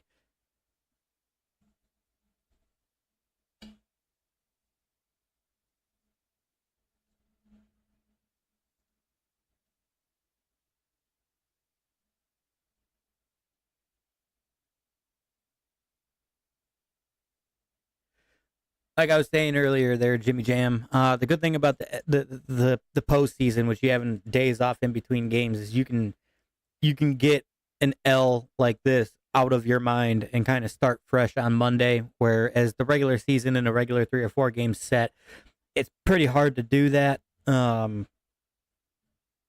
think that Monday's just a new day. The Cubs can play it like it's game one all over again and do something different to try to get themselves into the win column on Monday. Because I mean, like I said, man, I mean this lineup, we've got the hitters that could do the power hitting and the home runs. We got the guys that could pitch to contact to move guys over. We've got the guys that could take their walks. We've got everything that we need. Ballesteros grounds out, so that will end the game. Milwaukee defeats the Chicago Cubs 9-3 in game 1 of the NLDS. But like I said, I mean, the postseason is just that much different than the regular season. I think that the Cubs, they have that opportunity to get this game out of their mind, play a new game on Monday, do something different. They have the ability to do that. We have the players to be able to do that. I think that the Cubs can even it up 1-1 going back home to Wrigley for the Wednesday, Thursday games. We'll have to see what that brings. But yeah, for those of you that came in and watched, I greatly appreciate it. For those of you that want to stick around and watch the gaming, we're going to end this stream here. We will bring the stream back at 5 o'clock when we start the gaming portion. For those of you that came and hung out, I greatly appreciate it. For those of you that subscribed, for those of you that were very much active in the chat, I really appreciate it. If you want to see the gaming portion, come back at 5 p.m. Central Time. We will be live. Once again, Milwaukee Brewers defeat the Cubs 9-3 in game 1 of the NLDS. With that, on to Monday, and we'll catch you guys later.